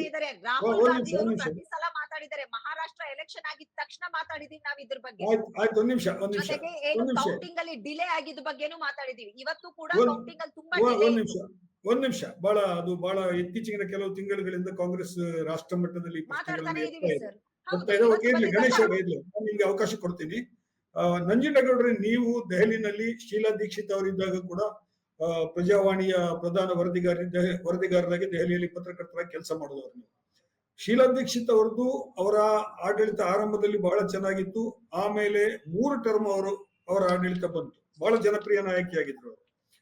ಒಂದು ಪಕ್ಷ, ರಾಷ್ಟ್ರೀಯ ಪಕ್ಷ, ಈ ತರ ಒಂದು ಸಣ್ಣ ರಾಜ್ಯದಲ್ಲಿ ಸತತವಾಗಿ 3 ಸಲ ಗೆದ್ದು 15 ವರ್ಷಗಳ ಕಾಲ ಆಡಳಿತ ನಡೆಸಿ, ಈಗ ಹೆಚ್ಚು ದೂರ ಏನು ಬಂದಿಲ್ಲ, 10 ವರ್ಷ, 1 ದಶಕ, 12 ವರ್ಷ ಆಯ್ತು. ಈ ರೀತಿ 0 ಸ್ಥಾನಗಳನ್ನ ತೆಗೆದುಕೊಳ್ಳುವಂತ ಸ್ಥಿತಿಗೆ ಬಂದಿದ್ದಲ್ಲಿ ಇದಕ್ಕೇನ್ ಕಾರಣ ಇರಬಹುದು ನಿಮ್ ಪ್ರಕಾರ? ಹನೀಫ್, ನಮಸ್ಕಾರ. ಮೊದಲನೇದಾಗಿ ನಿಮಗೆ ಹೊಸದಾಗಿ ಚಾನಲ್ ಶುರು ಮಾಡಿದ್ದೀರಾ, ಶುಭಾಶಯ. ನಿಮ್ಮ ಚಾನಲ್ ಯಶಸ್ವಿಯಾಗಿ ನಡೀಲಿ ಅಂತ ಥ್ಯಾಂಕ್ ಯು ಸರ್. ಭವ್ಯ ಅವರು ಮೊದಲ ಬಾರಿ ಬರ್ತಾ ಇದ್ದೀರಲ್ವಾ? ಹೌದು ಸರ್. ನಾವು ನಡುವೆ ಏನೋ ಮಾತಾಡಿದ್ದು ಬರ್ಲಿಕ್ಕೆ ಆಗಿರ್ಲಿಲ್ಲ ನಿಮ್ಗೆ. ಗಣೇಶ್ ಅವರು ಮೊದಲ ಬಾರಿ ಬರ್ತಾ ಇದ್ದಾರೆ. ಹೌದು, ಮೂರು ಮಂದಿ ಚಾನೆಲ್ ಪರವಾಗಿ ಸ್ವಾಗತ ಕೂಡ. Congratulations, sir. ಖಂಡಿತ ಒಳ್ಳೆದಾಗಿ. ಸಕ್ಸಸ್ ಆಗ್ಲಿ ಅಂತ ಹಾರೈಸ್ತೀವಿ ಸರ್. Thank you. ಹೇಳಿ ಗೌಡ್ರೆ. ಶೀಲಾ ದೀಕ್ಷಿತ್ ಅವರು ಸತತವಾಗಿ ನೀವು ಹೇಳಿದಂಗೆ 15 ವರ್ಷ ಚೀಫ್ ಮಿನಿಸ್ಟರ್ ಆಗಿದ್ದು. ಆಮೇಲೆ ದೆಹಲಿಗೆ ಒಂದು ಹೊಸ ಡೈಮೆನ್ಷನ್, ಒಂದು ಹೊಸ ಔಟ್ಲುಕ್ ಅನ್ನು ಕೊಟ್ಟವರು ಶೀಲಾ ದೀಕ್ಷಿತ್ ಅಂದ್ರೆ ತಪ್ಪಲ್ಲ. ಅಲ್ಲಿ ಮೆಟ್ರೋ ಅಲ್ಲಿ ಬರೋದಕ್ಕೆ, ಮೆಟ್ರೋ ಅಲ್ಲಿ ಜಾಸ್ತಿ ಏರಿಯಾ ಕವರ್ ಆಗೋದಕ್ಕೆ ಶೀಲಾ ದೀಕ್ಷಿತ್ ಅವ್ರ ಕಾಂಟ್ರಿಬ್ಯೂಷನ್ ದೊಡ್ಡದಿದೆ. ಆಮೇಲೆ ಫ್ಲೈಓವರ್ಸು, ರೋಡ್ಸು, ಆ ದೃಷ್ಟಿಯಿಂದ ಅವರು ಸಿಕ್ಕಾಪಟ್ಟೆ ಡೆವಲಪ್ ಮಾಡಿದ್ದಾರೆ. ಅದ್ರ ಜೊತೆಗೆ ಹಲವಾರು ಜನಪ್ರಿಯ ಸ್ಕೀಮ್ಗಳು, ಮಹಿಳೆಯರನ್ನ ಸಬಲೀಕರಣ ಮಾಡೋದ್ರಲ್ಲಿ, ಬಲಯುತ ಮಾಡೋದ್ರಲ್ಲಿ ಶೀಲಾ ದೀಕ್ಷಿತ್ ಅವರ ಪಾತ್ರ ಬಹಳ ಇದೆ. ಆದ್ರೆ ನಂತರ ಏನಾಯ್ತು, 2011ರಲ್ಲಿ ನಡೆದಂತ aunty corruption movement Anna Hazare ಅವರದ್ದು ನಡೆದಂತ ಮೂವ್ಮೆಂಟ್ ಇತ್ತಲ್ಲ, ಆ ಮೂವ್ಮೆಂಟ್ ಬಿರುಗಾಳಿಯಲ್ಲಿ ಶೀಲಾ ದೀಕ್ಷಿತ್ ಕೊಚ್ಕೊಂಡೋದ್ರು. ಆ ಮೂವ್ಮೆಂಟ್ ಯಾರು ಗೆಲ್ಪ್ ಮಾಡ್ತು ಅಂದ್ರೆ ಇಬ್ರು ಗೆಲ್ಪ್ ಮಾಡ್ತು. ಒಂದು, ರಾಷ್ಟ್ರ ಮಟ್ಟದಲ್ಲಿ ನರೇಂದ್ರ ಮೋದಿ ಅವರಿಗೆ ಲಾಭ ತಂದ್ಕೊಡ್ತು. ರಾಜ್ಯ ಮಟ್ಟದಲ್ಲಿ, ದೆಹಲಿ ಮಟ್ಟದಲ್ಲಿ ಅರವಿಂದ್ ಕೇಜ್ರಿವಾಲ್ ಅವರಿಗೆ ಇದು ತಂದ್ಕೊಡ್ತು, ಏನು ಲಾಭ ತಂದ್ಕೊಡ್ತು, ಬೆನಿಫಿಟ್ ಆಯ್ತು. ಆ ಮೂವ್ಮೆಂಟ್ ಅಲ್ಲಿ ಬಹಳ ಸಕ್ರಿಯವಾಗಿ ಅರವಿಂದ್ ಕೇಜ್ರಿವಾಲ್ ಭಾಗವಹಿಸಿದ್ರು. ಅದು ಒಂದು ಸಾಮಾಜಿಕ ಚಳವಳಿಯಾಗಿ ಬಂದಿದ್ದು. ನಂತರ ಒಂದೇ ವರ್ಷದಲ್ಲಿ ಅದು ರಾಜಕೀಯ ಪಕ್ಷವಾಗಿ, ರಾಜಕೀಯ ಚಳವಳಿಯಾಗಿ ರೂಪುಗೊಂಡಿತು. ಸೊ ಆ ಇದರಲ್ಲಿ ಅರವಿಂದ್ ಕೇಜ್ರಿವಾಲ್ ಗೆದ್ದು ಬಂದ್ರು. ಆ ಸಂದರ್ಭದಲ್ಲಿ ಆಂಟಿ ಕರಪ್ಷನ್ ಮೂವ್ಮೆಂಟ್ ಯೂತ್ಸ್ ಅನ್ನ, ಯಂಗ್ಸ್ಟರ್ಸ್ ಅನ್ನ ಅಟ್ರಾಕ್ಟ್ ಮಾಡ್ತು. ಈ ಯಂಗ್ಸ್ಟರ್ಸ್ ವೋಟ್ಗಳೆಲ್ಲ ಕೇಜ್ರಿವಾಲ್ಗೆ ಇದಾಯ್ತು, ಟ್ರಾನ್ಸ್ಫರ್ ಆಯ್ತು. ಹಾಗಾಗಿ ಅರವಿಂದ್ ಕೇಜ್ರಿವಾಲ್ ಗೆದ್ರು. ಆದ್ರೆ ಕಾಂಗ್ರೆಸ್ ಸರ್ಕಾರ ಶೀಲಾ ದೀಕ್ಷಿತ್ ಲೆಗಸಿಯನ್ನ ಕ್ಯಾಪಿಟಲ್ ಮಾಡ್ಕೊಳ್ಳೋದಕ್ಕೆ, ಬಂಡವಾಳ ಮಾಡ್ಕೊಳ್ಳೋದಕ್ಕೆ ಸೋಲ್ತು. ಹಾಗಾಗಿ ಕಾಂಗ್ರೆಸ್ ಅಲ್ಲಿ ಹೀನಾಯವಾಗಿ ಸೋಲನ್ಬಸ್ತು. ಅದನ್ನ ಬಂಡವಾಳ ಮಾಡ್ಕೊಂಡಿದ್ರೆ ಕಾಂಗ್ರೆಸ್ 2013ರಲ್ಲಾಗ್ಲಿ, 2015ರಲ್ಲಾಗ್ಲಿ, 2020ರಲ್ಲಾಗ್ಲಿ ಸೋಲ್ತಿರ್ಲಿಲ್ಲ. 2013ರಲ್ಲಿ ಸ್ವಲ್ಪ 8 ಸೀಟ್ ಬಂತು ಕಾಂಗ್ರೆಸ್ಗೆ. ಅವರು ಅರವಿಂದ್ ಕೇಜ್ರಿವಾಲ್ ಸಪೋರ್ಟ್ ಮಾಡಿದ್ರು. ಅವ್ರು ಮಾಡಿದಂತ ತಪ್ಪು ಹೆಜ್ಜೆಗಳು ಅವ್ರಿಗೆ ಏನು ಧಕ್ಕೆ ಮಾಡ್ತು, ಅವರ ಭವಿಷ್ಯಕ್ಕೆ ಧಕ್ಕೆ ಮಾಡ್ತು. ಅವರು ಬೆಂಬಲ ಕಂಟಿನ್ಯೂ ಮಾಡಿದ್ರೆ ದೆಹಲಿಯ ರಾಜಕೀಯ ಚಿತ್ರಣ ಬದಲಾಗ್ತಿತ್ತೇನೆ. ಆದ್ರೆ ಅವರು ಬೆಂಬಲ ಕಾಂಗ್ರೆಸ್, ನೀವು ಹೇಳೋ ಪ್ರಕಾರ ಕಾಂಗ್ರೆಸ್ ಮತ್ತು ಆಮ್ ಆದ್ಮಿ ಹೊಂದಾಣಿಕೆಯಿಂದಲೇ ಇದ್ರೆ ಆಗ್ತಿತ್ತು ಈ ಸಲ ಎಲೆಕ್ಷನ್ ನಲ್ಲಿ. 2013ರಲ್ಲಿ ಮುಂದುವರಿಸಬೇಕಾಯ್ತು ಬೆಂಬಲ. ಆಗ ಬಹುಶಃ ದೆಹಲಿ ಚಿತ್ರಣ ಬದಲಾಗ್ತಿತ್ತು. ಆನಂತರ ನಡೆದಂತ 2015ರಲ್ಲಿ ನಡೆದಂತ ಇದರಲ್ಲಿ ಬಿರುಗಾಳಿ ಎಬ್ಸ್ತು. 67 ಸೀಟ್ಗಳನ್ನು ಗೆದ್ರು. ಆಮೇಲೆ 2020ರಲ್ಲಿ 62 ಸ್ಥಾನಗಳನ್ನು ಗೆದ್ರು. ಈಗಲೂ ಕೂಡ ನಿಮ್ಗೆ ಕಾಂಗ್ರೆಸ್ ಮತ್ತೆ ಆಪ್ ಜೊತೆಯಾಗಿ ಹೋಗಿದ್ರೆ ಬಹುಶಃ ಬಿಜೆಪಿನ ಹೊರಗಡೆ ಇಡಬಹುದಾಗಿತ್ತು, ಏನೋ ಗೊತ್ತಿಲ್ಲ. ಯಾಕಂದ್ರೆ ಒಂದು ಇಂಟ್ರಪ್ಷನ್ ನೀವು ಹೇಳಿರೋದು ಪಾಯಿಂಟ್ ಅರ್ಥ ಆಯ್ತು. ಅಂದ್ರೆ ಕಾಂಗ್ರೆಸ್ನ ಸ್ಥಳೀಯ ನಾಯಕತ್ವ ಬಹಳ ದುರ್ಬಲವಾಯ್ತು ಅಂತ ಹೇಳಿ ನಿಮ್ಗೆ ಅನಿಸ್ತಾ ಇದೆಯಾ? ಖಂಡಿತವಾಗಿಯೂ ಕಾಂಗ್ರೆಸ್ನ ಸ್ಥಳೀಯ ನಾಯಕತ್ವನು ದುರ್ಬಲ ಆಗಿದೆ, ಕಾಂಗ್ರೆಸ್ನ ರಾಷ್ಟ್ರ ನಾಯಕತ್ವನು ದುರ್ಬಲ ಆಗಿದೆ. ಯಾಕೆಂದ್ರೆ ಈಗ ನೋಡಿ, ಭಾರತ್ ಜೋಡೋ ಮಾಡಿದ್ರು ರಾಹುಲ್ ಗಾಂಧಿ. ಭಾರತ್ ಜೋಡೋ ಕನ್ಯಾಕುಮಾರಿಯಿಂದ ಕಾಶ್ಮೀರದವರೆಗೂ ಬಂದ್ರು, ಎಲ್ಲ ಕಡೆ ಸುತ್ತಾಡಿದ್ರು. 2 ಹಂತದಲ್ಲಿ ಭಾರತ್ ಜೋಡೋ ಯಾತ್ರೆ ಮಾಡೋದು. ಆನಂತರ ಅದನ್ನ ಲೋಕಸಭಾ ಎಲೆಕ್ಷನ್ಗೆ ಚೆನ್ನಾಗಿ ಕ್ಯಾಪಿಟಲ್ ಮಾಡ್ಕೊಂಡ್ರು, ಬಂಡವಾಳ ಮಾಡ್ಕೊಂಡ್ರು. ಆಮೇಲೆ ಇದ್ದಕ್ಕಿದ್ದಂಗೆ ಯಾಕೋ ಕುಸ್ತೋಗ್ಬಿಟ್ರು ಅವ್ರು. ಹರಿಯಾಣ ಚುನಾವಣೆ ಮತ್ತು ಮಹಾರಾಷ್ಟ್ರ ಚುನಾವಣೆಯಲ್ಲಿ ಕುಸ್ತೋಗ್ಬಿಟ್ರು. ಸೊ ಅದನ್ನೆಲ್ಲ ಇಂಟ್ರಸ್ಪೆಕ್ಟ್ ಮಾಡ್ಕೊಂಡು ಮುಂದುವರೆದಿದ್ರೆ ರಾಷ್ಟ್ರ ಮಟ್ಟದಲ್ಲಿ ಮತ್ತೆ ರಾಜ್ಯ ಮಟ್ಟದಲ್ಲಿ ಎರಡು ಕಡೆನೂ ಬಹಳ ಸ್ಟ್ರಾಂಗ್ ಲೀಡರ್ಶಿಪ್ ಅನ್ನು ಬೆಳೆಸೋದಕ್ಕೆ ಸಾಧ್ಯತೆ ಇತ್ತು ಅಂತ ನನ್ನ ಭಾವನೆ. ಅಲ್ಲ, ಈಗ ಒಂದು ಕಾಲದಲ್ಲಿ ದೆಹಲಿ ಅಂದ್ರೆ ಬಿಜೆಪಿ, ಬಿಜೆಪಿ ಅಂದ್ರೆ ದೆಹಲಿ ಅಂತ ಇತ್ತು. ನಾವು ಸ್ವಲ್ಪ ಇನ್ನೂ ಹಿಂದಕ್ಕೆ ಹೋದ್ರೆ, ಶೀಲಾ ದೀಕ್ಷಿತ್ ಅವರಿಗಿಂತ ಹಿಂದಕ್ಕೆ ಹೋದ್ರೆ, ಅದೇ ದೆಹಲಿಯ ಕಾರ್ಪೊರೇಷನ್ ಅನ್ನ ಯಾರೂ ಗೆಲ್ಲಿಕ್ ಸಾಧ್ಯ ಇಲ್ಲ ಅನ್ನುವಂಥದ್ದು ಬಹಳ ಪ್ರಬಲವಾದಂತಹ ಕಾಂಗ್ರೆಸ್ನ ಸರ್ಕಾರ ಕೇಂದ್ರದಲ್ಲಿ ಇದ್ದಾಗಲೂ ಕೂಡ ದೆಹಲಿಯ ಕಾರ್ಪೊರೇಷನ್ ಗೆಲ್ಲಿಕ್ ಆಗ್ತಿರ್ಲಿಲ್ಲ. ಇದು ನೋಡಿ, ದೆಹಲಿಯ ಇಡೀ, ಯಾಕಂದ್ರೆ ನಮ್ಗೆ ಡಾಕ್ಟರ್ ರಾಮ್ ಮನೋಹರ್ ಲೋಹಿಯಾ ಹೇಳ್ತಾರೆ ದೆಹಲಿ ಬಗ್ಗೆ, ನಾಯಕ ಸಾನಿ ಅನ್ನುವಂತ ಒಂದು ಪದವನ್ನು ಬಳಸ್ತಾರೆ. ನಾಯಕ ಸಾನಿ ಅಂತ ಹೇಳಿ ದೆಹಲಿ ಅಧಿಕಾರ ಕೇಂದ್ರ ಇದೆಯಲ್ಲ, ಅದು ನಾಯಕ ಸಾನಿ ಅನ್ನುವಂತ ಒಂದು ಪದವನ್ನು ಬಳಸ್ತಾರೆ. ಬಹಳ ಚಂಚಲ, ಹೆಚ್ಚು ಹೊತ್ತು ನಿಲ್ಲಲ್ಲ ಯಾರ ಕೈಯಲ್ಲೂ ಅನ್ನುವಂಥದ್ದು. ಅದೀಗ ಮತ್ತೆ ಕೂಡ ಈಗ ಒಂದು ಸರ್ಕಲ್ ಮತ್ತೆ ಬರ್ತಾ ಇದೆಯಲ್ಲ. ನನಗೆ ಕ್ವಶನ್ ಇರೋದು ಏನಂತ ಹೇಳಿದ್ರೆ, ಕಾಂಗ್ರೆಸ್ ಈಗ ಆಯ್ತು, ಬಿಜೆಪಿ ಇನ್ನೂ ಹಿಂದಿತ್ತು. 26 ವರ್ಷ 27 ವರ್ಷಗಳ ಹಿಂದೆ ನಾವು ಆ ಇತಿಹಾಸವನ್ನು ನಾವೀಗ ನೆನಪಿಸ್ಕೊಳ್ತಾ ಇದ್ದೀವಿ. 3 ಟರ್ಮ್ ಆಯ್ತು, 2 ಟರ್ಮ್ ಕೇಜ್ರಿವಾಲ್ ಅವರದಾಯ್ತು, 3 ಟರ್ಮ್ ಅಂದ್ರೆ 10 ವರ್ಷ 12 ವರ್ಷ ಆಯ್ತು. ಅದಾದ ನಂತರ ಕಾಂಗ್ರೆಸ್ಸೇ ಪ್ರತಿಸ್ಪರ್ಧೆ ಕೊಡ್ಬೇಕಾಗಿತ್ತಲ್ಲ ಆಮ್ ಆದ್ಮಿಗೆ. ಇಷ್ಟು ದಯನೀಯವಾಗಿ ಅಂದ್ರೆ ಒಂದು MLA ಸ್ಥಾನವನ್ನು ಕೂಡ ಗೆಲ್ಲಿಕ್ ಆಗದಿದ್ದಂತಹ ಸ್ಥಿತಿ ಇದೆಯಲ್ಲ ಅದು. ಇದಕ್ಕೇನಾದ್ರೂ ಬಹಳ ಯಾಕಂತ ಹೇಳಿದ್ರೆ ಇಲ್ಲಿ ನನಗನ್ಸೋದು, ಅದು ಗಣೇಶ್ ಅವರು ಹೇಳ್ಬೇಕು, ಅವರು ಆರಂಭದಲ್ಲಿ ಹೇಳ್ತಾರೆ ಅನ್ಕೊಂಡೆ ನಾನು. ಈ ಸಲದ ದಿಲ್ಲಿ ಚುನಾವಣೆಯಲ್ಲಿ ಕುಂಭಮೇಳದ ಒಂದು ಪ್ರಚಾರ ಏನು ವ್ಯವಸ್ಥಿತವಾಗಿ ನಡೀತು, ಬಹಳ ಚೆನ್ನಾಗಿ ರಾಷ್ಟ್ರದಾದ್ಯಂತ ದೊಡ್ಡ ಸುದ್ದಿ ಮಾಡ್ತು ಮಾಧ್ಯಮಗಳಲ್ಲಿ, ಅಲ್ಲಿ ಇಲ್ಲಿ ಅಲ್ಲ. ಇದು ಒಂದು. ಎರಡನೇದು, ಮೊನ್ನೆ ಪ್ರಕಟವಾದಂತಹ ಬಜೆಟ್ ಏನಿದೆ, ಆ ಬಜೆಟ್ ನಲ್ಲಿ 2 ಅಂಶಗಳು. ಒಂದು, ಮಧ್ಯಮ ವರ್ಗದವರಿಗೆ ಬಹಳ ಮುಖ್ಯವಾಗಿ ಬೇಕಾಗಿರುವಂತದ್ದು ಇನ್ಕಮ್ ಟ್ಯಾಕ್ಸ್ ನ ರಿಬೇಟ್ ಇದೆಯಲ್ಲ, ಮಧ್ಯಮ ವರ್ಗಕ್ಕೆ ಬಹಳ, ಸಂಬಳದ ವರ್ಗಕ್ಕೆ ಬಹಳ ದೊಡ್ಡ ಜೀವನಮರಣದ ಪ್ರಶ್ನೆ ಅದು. ಏನ್ ಮಾಡಿದ್ರು ಸರ್ಕಾರಕ್ಕೆ ಹೋಗ್ತಾ ಇದೆ ನಾವು ದುಡ್ದದ್ದು ಅಷ್ಟು ಅಂತ ಹೇಳ್ಬಿಟ್ಟು. ಸೊ ಅದು 2 ಸ್ವಲ್ಪ ಮಟ್ಟಿಗೆ ಪರಿಣಾಮ ಬೀರಿದೆ ಅಂತ ಹೇಳಿ ನಿಮ್ಗೆ ಅನಿಸ್ತದ ನಂಜನಗೌಡ್ರೆ? ಇಲ್ಲ, ಈ ಇನ್ಕಮ್ ಟ್ಯಾಕ್ಸ್ ಸಂಬಂಧಪಟ್ಟಂಗೆ ನೀವು ಹೇಳಿದ್ರೆ ಲಾಸ್ಟ್ ಬಜೆಟ್ ಮಂಡಿಸಿದ್ ನೋಡಿದ್ರೆ ನನ್ಗನ್ಸೋದು ಸಂಪೂರ್ಣವಾಗಿ ದೆಹಲಿ ಮತ್ತೆ ಬಿಹಾರ್ ಚುನಾವಣೆಯನ್ನ ಗಮನದಲ್ಲಿಟ್ಕೊಂಡೇ ಸರ್ಕಾರ ಮಂಡನೆ ಮಾಡಿದೆ. ಬಜೆಟ್ ಅನ್ನ ಮಾಡಿದ್ದಾರೆ, ಹೌದು. ಬಿಹಾರಕ್ಕೆ ಬಹಳ ದೊಡ್ಡ ಅನುದಾನ ಕೊಟ್ಟಿದ್ದಾರೆ, ಹೌದು. ಹೌದು, ದೆಹಲಿಯಲ್ಲಿ 5 ಲಕ್ಷಕ್ಕೂ ಹೆಚ್ಚು ಜನ ಸರ್ಕಾರಿ ನೌಕರರಿದ್ದಾರೆ. ಅವ್ರನ್ನೆಲ್ಲ ದೃಷ್ಟಿಲಿ ಇಟ್ಕೊಂಡು ಮಾಡಿದ್ದಾರೆ ಅಂತ ನನ್ಗನ್ಸೋದು ಒಂದು. ಎರಡನೇದು, ಬಿಹಾರಕ್ಕೂ ಕೂಡ ಈ ಬಜೆಟ್ ನೋಡಿದ್ರೆ ನೀವು, ಬಿಹಾರಕ್ಕೆ ಸಾಕಷ್ಟು ಇದನ್ನ ಕೊಟ್ಟಿದ್ದಾರೆ. ಈ ವರ್ಷ ಬಿಹಾರ ಕೂಡ ವಿಧಾನಸಭೆ ಚುನಾವಣೆಗೆ ಹೋಗ್ತದೆ. ಹೀಗಾಗಿ ಅದು ಖಂಡಿತವಾಗಿಯೂ ಅದನ್ನ ಗಮನದಲ್ಲಿ ಇಟ್ಕೊಂಡು ಕೆಲಸ ಮಾಡಿದ್ದಾರೆ. ಎರಡನೇದು, ನಿಮ್ಗೆ ನೀವು ಆಗ್ಲೇ ಬಹಳ ಚೆನ್ನಾಗಿ ಹೇಳಿದ್ರೆ ನಾಯಕತ್ವ ಸಮಸ್ಯೆ ಅಂತ. ಖಂಡಿತವಾಗಿ ದೆಹಲಿ ಕಾಂಗ್ರೆಸ್ ನಲ್ಲಿ ನಾಯಕತ್ವ ಸಮಸ್ಯೆ ಇದೆ. ಅವ್ರು ಯಾರನ್ನೂ ಕೂಡ ಲೀಡರ್ ಅಂತ ಪ್ರಾಜೆಕ್ಟ್ ಮಾಡ್ಲೇ ಇಲ್ಲ. ಯಾರು ಮಾಡಿದ್ರು ಪ್ರಾಜೆಕ್ಟ್ ಮಾಡಿದ್ರು ಹೇಳಿ ನೋಡೋಣ? ಚೀಫ್ ಮಿನಿಸ್ಟರ್ ಕ್ಯಾಂಡಿಡೇಟ್ ಅಂತ ಪ್ರಾಜೆಕ್ಟ್ ಮಾಡಲಿಲ್ಲ. ಏನಾಗುತ್ತೆ ಈಗ ಡೆಲ್ಲಿ ಅಂತ ಇದ್ರ ಕಡೆ ಅದು ಪ್ರಮುಖವಾದ ಒಂದು ಸಂದೀಪ್ ದೀಕ್ಷಿತ್ ಮತ್ತು ಅಜಯ್ ಮಾಕನ್ ಇಬ್ರು ಪ್ರಬಲವಾಗಿ ಕಾಣಿಸ್ತಾ ಇದ್ದಿದ್ದು. ಅಜಯ್ ಮಾಕನ್ ಮತ್ತು ಸಂದೀಪ್ ದೀಕ್ಷಿತ್ ಹೌದು. ಅಜಯ್ ಮಾಕನ್ ಮತ್ತೆ ಅಜಯ್ ಮಾಕನ್ ನಾಯಕತ್ವ ಹಿಂದೆ ಎಲ್ಲ ಅಜಯ್ ಮಾಕನ್ ನಾಯಕತ್ವದಲ್ಲೇ ಕಾಂಗ್ರೆಸ್ ಹೋಗಿದೆ. ಏನಾಗಿದೆ ಅಂತ ನಾವೆಲ್ಲ ನೋಡಿದೀವಿ. ಹಿಂದಿನ ಎಲೆಕ್ಷನ್ ಗಳಲ್ಲಿ ಅಜಯ್ ಮಾಕನ್ನೇ ನಾಯಕತ್ವ ವಹಿಸಿದ್ರು. ಏನಾಗಿದೆ ಅಂತ ನೋಡಿದೀವಿ.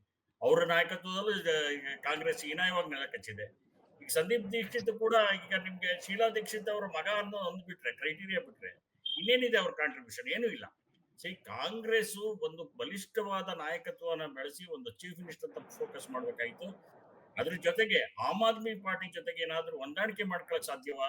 ಇವ್ರು ಎಲ್ಲೆಲ್ಲಿ ಗೆಲ್ಬಹುದಾಗಿತ್ತು ಆ ಕ್ಷೇತ್ರಗಳಲ್ಲಿ ಇವರು ಸೀಟ್ ತಗೊಂಡು ಇಬ್ರು ಪರಸ್ಪರ ಹೊಂದಾಣಿಕೆಯಿಂದ ಕೆಲಸ ಮಾಡಬಹುದಾಗಿತ್ತ? ಆ ನಿಟ್ಟಿನಲ್ಲಿ ಯೋಚನೆ ಮಾಡಿದ್ರೆ ಅನುಕೂಲ ಆಗ್ತಿತ್ತೇನೋ. ಈಗೇನಾಯ್ತು, ಇವ್ರು ಹೇಳಿಯೋದು ಇವ್ರ ಕಾಲ ಅವ್ರು ಹೇಳಿಯೋದು. ಸರಿ, 2 ಪರಸ್ಪರ ಒಕ್ಕೂಟದ ಒಳಗಿರುವಂತಹ 2 ಸದಸ್ಯ ಪಕ್ಷಗಳ ನಡುವಿನ ಈ ಹೊಂದಾಣಿಕೆ ಮತ್ತು ಒಂದು ಅಪನಂಬಿಕೆ ಇವೆಲ್ಲ ಕೆಲಸಕ್ಕೆ ಬರ್ತದೆ. ಒಂದೇ ಒಂದು ಪಾಯಿಂಟ್ ಸೇರಿಸ್ತೀನಿ. ವಿಪರ್ಯಾಸ ನೋಡಿ, ಲೋಕಸಭೆ ಚುನಾವಣೆಯಲ್ಲಿ ಇವರಿಬ್ರು ಹೊಂದಾಣಿಕೆಯಲ್ಲಿ ಹೋಗ್ತಾರೆ, ವಿಧಾನಸಭೆ ಚುನಾವಣೆಯಲ್ಲಿ ಬೇರೆ ಬೇರೆ ಹೋಗ್ತಾರೆ. ಜನ ಹೆಂಗ್ ನಂಬ್ತಾರೆ ಇವ್ರನ್ನ ಹೇಳಿ? ಒಂದು ಕ್ಲಿಯರ್ ರೋಡ್ ಮ್ಯಾಪ್ ಇಲ್ಲ ಅಂತ ಹೇಳಿದ್ರೆ ಇಂಡಿಯಾ ಮೈತ್ರಿಕೂಟಕ್ಕೆ ಹೆಂಗೆ ಜನ ನಂಬೋದು ಹೇಳಿ ಇವ್ರನ್ನ? ಗಣೇಶ್ ಅವರೇ ಹೇಳಿ, ನಿಮಗೆ ಅನ್ಸುತ್ತೆ ಈಗ ಈ ಇಂಡಿಯಾ ಒಕ್ಕೂಟದಲ್ಲಿ ಈ ಫಲಿತಾಂಶದಿಂದಾಗಿ ಏನಾದ್ರೂ ಬಿಕ್ಕಟ್ಟುಗಳು ಸಂಭವಿಸಬಹುದಾ, ಒಡಕುಂಟಾಗಬಹುದು ಅಂತ ಅನಿಸ್ತದೆ ನಿಮ್ಗೆ? ಇದರಿಂದ ಏನ್ ಒಡಕುಂಟಾಗತ್ತೆ ಅನ್ನೋದಕ್ಕಿಂತ ಮೊದ್ಲೇನೋ ಒಡಕಿದೆ. ಆ ಹೊಡಕನ್ನ ಸರಿ ಮಾಡ್ಕೊಳ್ಳಿಕ್ಕೆ ಕಾಂಗ್ರೆಸ್ ಪ್ರಯತ್ನ ಮಾಡ್ಲಿಲ್ಲ. ಯಾತಕ್ಕೆ ಅಂದ್ರೆ ವೆಸ್ಟ್ ಬೆಂಗಾಲಿನ ಮಮತಾ ಬ್ಯಾನರ್ಜಿ ಇರ್ಬೋದು, ಆರಂಭದಲ್ಲೇನೆ ಬಿಹಾರದಲ್ಲಿ ನಿತೀಶ್ ಕುಮಾರ್ ಇರ್ಬೋದು, ಈಗ ಆಪ್ನ ಇದಿರ್ಬೋದು, ಇತ್ತೀಚೆಗೆ ಮಹಾರಾಷ್ಟ್ರದಲ್ಲಿ ನಡೀತಿರತಕ್ಕಂಥ ಶಿವಸೇನೆದು ಇರ್ಬೋದು, ಇದೆಲ್ಲ ನೋಡಿದ್ರೆ ಅವರು ಒಡಕನ್ನ ಸರಿ ಮಾಡಿಕೊಂಡು ನಾವು ಇವ್ರನ್ನೆಲ್ಲ ಕರ್ಕೊಂಡು ಹೋಗ್ಬೇಕು ಮುಂದಕ್ಕೆ ಅನ್ನತಕ್ಕಂಥ ದೂರದೃಷ್ಟಿಯ ಚಿಂತನೆ ಇಲ್ಲ. ರಾಷ್ಟ್ರದಲ್ಲಿ 18 ರಾಜ್ಯಗಳಲ್ಲಿ ಇವತ್ತು ಕಾಂಗ್ರೆಸ್ ಪರಾವಲಂಬಿಯಾಗಿದೆ. ಸ್ವಾವಲಂಬಿಯ ಇನ್ನಿರತಕ್ಕಂಥ ಶಕ್ತಿ ಎಲ್ಲೂ ಇಲ್ಲ. ಈಗ ಇವ್ರನ್ನ ನಂಬಲಿಕ್ಕೂ ಕೂಡ ಯಾವುದೇ ಪ್ರಾದೇಶಿಕ ಪಕ್ಷ ಕೂಡ ತಯಾರಿಲ್ಲ. ಈಗ ಎಲ್ಲಾ ಕಡೆನೂ ಪ್ರಾದೇಶಿಕ ಪಕ್ಷಗಳೇ ಬಹಳ ಮಜಬೂತ್ ಆಗಿರೋದ್ರಿಂದ ಇವ್ರ ಜೊತೆಲಿ ಹೋದ್ರೆ ನಾವು ಮುಳುಗೋಗ್ತೀವಿ, ಮುಳುಗೋಂಗೆ ಕೈ ಕೊಟ್ರೆ ನಾವು ಮುಳುಗ್ತೀವಿ ಅನ್ನತಕ್ಕಂಥ ಒಂದು ಯೋಚನೆ ಮತ್ತೆ ಚಿಂತನೆ ಎರಡೂ ಬಂದಿದೆ. ಇವರೇ ಹೇಳಿದ್ರು, ಯಾರು ನಮ್ಮ ಅಖಿಲೇಶ್ ಯಾದವ್ ಅವರು, ಇವ್ರ ಜೊತೆಲಿ ನಾವು ಹೋದ್ರೆ ಸಂಪೂರ್ಣವಾಗಿ ನೆಲ ಕಚ್ಬಿಡ್ತೀವಿ ಅನ್ನತಕ್ಕಂಥ ದಿಕ್ಕಿನಲ್ಲಿ ಇವತ್ತು ಪ್ರಾದೇಶಿಕ ಪಕ್ಷಗಳಿರೋದ್ರಿಂದ ರಾಷ್ಟ್ರೀಯ ಪಕ್ಷವಾದ ಕಾಂಗ್ರೆಸ್ ಅನ್ನ ಯಾರೂ ನಂಬಲ್ಲ. ಆಮೇಲೆ ಕಾಂಗ್ರೆಸ್ ಅಲ್ಲಿ ಇರತಕ್ಕಂಥ ನಾಯಕತ್ವವನ್ನ ಕಾಂಗ್ರೆಸ್ ನಾಯಕರೇ ಬಹಳ ವಿಶ್ವಾಸದಿಂದ ಇಲ್ಲ. ಇನ್ನು ಇವ್ರ ನೇತೃತ್ವದಲ್ಲಿ ಯಾವುದೇ ಪ್ರಾದೇಶಿಕ ಪಕ್ಷಗಳು ವಿಶ್ವಾಸ ವ್ಯಕ್ತಪಡಿಸದಿದ್ದಂತ ಸಂದರ್ಭದಲ್ಲಿ ಇಂಡಿಯಾ ಅನ್ನೋ ಒಕ್ಕೂಟಕ್ಕೆ ಏನ್ ಬೆಲೆ ಬರುತ್ತೆ? ಅದನ್ನು ಯಾವ ದಿಕ್ಕಿನಲ್ಲಿ ಅವ್ರು ಸರಿಪಡಿಸ್ತಾರೆ? ಇವಾಗ ಈ ಚುನಾವಣೆಯೂ ಕೂಡ ಕಾಂಗ್ರೆಸ್ ನಾಯಕತ್ವಕ್ಕಿನ್ನ ಆಪ್ ನಾಯಕತ್ವವೇ ಶ್ರೇಷ್ಠ ಅಂತ ತೋರಿಸ್ತು. ಆಪ್ ನಾಯಕತ್ವವೇ ಶ್ರೇಷ್ಠ, ಅಲ್ಲೇ ಬಲಿಷ್ಠತೆ ಇದೆ, ಅಲ್ಲೇ ಪ್ರಾದೇಶಿಕತೆ ಹೆಚ್ಚು ಒಟ್ಟಾಗಿದೆ. ಕಾಂಗ್ರೆಸ್ ನಂಬಿಕೊಂಡೋದ್ರೆ ನಾವು ಅವರು ಮುಳುಗೋದ್ರೆ ನಮ್ಮನ್ನು ಮುಳುಗಿಸ್ತಾರೆ. ಇಂಡಿಯಾ ಒಕ್ಕೂಟದಲ್ಲಿರುವುದು ಬಹಳ ವೇಸ್ಟ್, ಇದಕ್ಕೆ ಭವಿಷ್ಯವೂ ಇಲ್ಲ, ಇಲ್ಲಿ ಹೋದ್ರೆ ನಮ್ಮ ಬದುಕು ಸರಿ ಹೋಗಲ್ಲ, ನಾವು ಕೂಡ ಇವ್ರ ಜೊತೆ ಸೇರಿ ಮುಳುಗ್ತೀವಿ ಅನ್ನತಕ್ಕಂಥ ಒಂದು ಭಾವನೆ ಬಂದಿರೋದ್ರಿಂದ ಇಂಡಿಯಾ ಒಕ್ಕೂಟಕ್ಕೆ ಯಾವುದೇ ವಿಧವಾದ ಭವಿಷ್ಯ ಇಲ್ಲ. ಎಸ್ ಭವ್ಯ ಅವರೇ, ಈ ಮೈತ್ರಿ ರಾಜಕೀಯ ಬಹಳ ವರ್ಷಗಳ ಏನ್ ನಂಜುಂಡೇಗೌಡ್ರೆ ಇನ್ನೊಂದು ಅಂಶ ನಾನು ಸೇರ್ಸಕ್ಕೆ ನೀವು ಕೇಳಿದ್ರೆ ಕುಂಭಮೇಳದ್ದು ಬಹಳ ಅಡ್ವಾಂಟೇಜ್ ತಗೊಂಡ್ರು. ಅದು ಬಹಳ ದುರದೃಷ್ಟಕರ.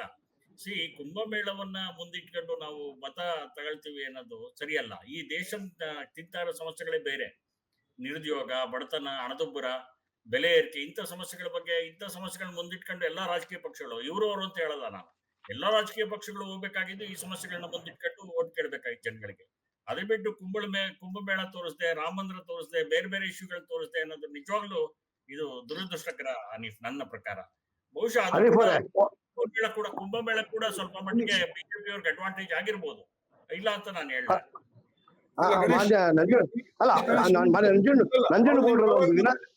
ಅವ್ರು ನಿಮ್ ಕುಂಭಮೇಳ ನಿಮಗೆ ಲಾಭ ಆಗಿದೆ ರಾಜಕೀಯದಲ್ಲಿ ಅಂತ ಹೇಳಿದರು ಅಲ್ವಾ? ಅದ್ರಲ್ಲೇನು ನೀವು ಭಿನ್ನಮತ? ನಾನು ನಮ್ಮ ಇದು ಸಾಮಾಜಿಕವಾಗಿ ರಾಷ್ಟ್ರದಲ್ಲಿ ನಡಿಬೇಕಾದಂತ ಕಾರ್ಯಕ್ರಮಗಳು ಆಯಾ ಕಾಲಕ್ಕೆ ನಡೀತು. ನಾನು ಅದ್ರ ಬಗ್ಗೆ ಆಕ್ಷೇಪ ಇಲ್ಲ. ಲಾಭ ಬಂದಿದ್ರೆ ಕಾರ್ಯಕ್ರಮದ ಪರಿಣಾಮವಾಗಿ ಬಂದಿದೆ. ಆದ್ರೆ ನೀವೊಂದು ಮಾತು ಹೇಳಿದ್ರು ಆರಂಭದಲ್ಲಿ, ಏನು ಬಜೆಟ್ ನರೇಂದ್ರ ಮೋದಿ ಅವರು ಮತ್ತೆ ಅಮಿತ್ ಶಾ ಅವರು ಈ ಕುಂಭಮೇಳದಲ್ಲಿ ಆ ತ್ರಿವೇಣಿ ಸಂಗಮದಲ್ಲಿ ಮುಳುಗದಂಗೆ ಕೇಜ್ರಿವಾಲ್ ಮುಳುಗಿದ್ರೆ ಇನ್ನೊಂದು ಸ್ವಲ್ಪ ವೋಟಿಂಗ್ ಪರ್ಸೆಂಟೇಜ್ ಜಾಸ್ತಿ ಆಗ್ತಿತ್ತೇನೋ ಅಂತ. ನಾ ಬೇಡ ಅಂತ ಹೇಳಿಲ್ವಲ್ಲ, ಮುಳುಗಬೇಡಿ ಅಂತ ಹೇಳಿದ್ವಾ, ಸ್ನಾನ ಮಾಡಬೇಡಿ ಅಂತ ಹೇಳಿದ್ವಾ? ಅವ್ರವ್ರ ಭಾವನೆ, ಅವ್ರವ್ರ ವೈಯಕ್ತಿಕ ವಿಚಾರ. ಅವರು ಹನುಮಾನ್ ಭಜನೆ ಸಾಕಾಗ್ಬೋದು ಅಂತ ಅವ್ರು ಅನ್ಕೊಂಡ್ರು. ಅವರು ಕೇಜ್ರಿವಾಲ್ ಇರ್ಬೋದೇನೋ. ಇರ್ಲಿ.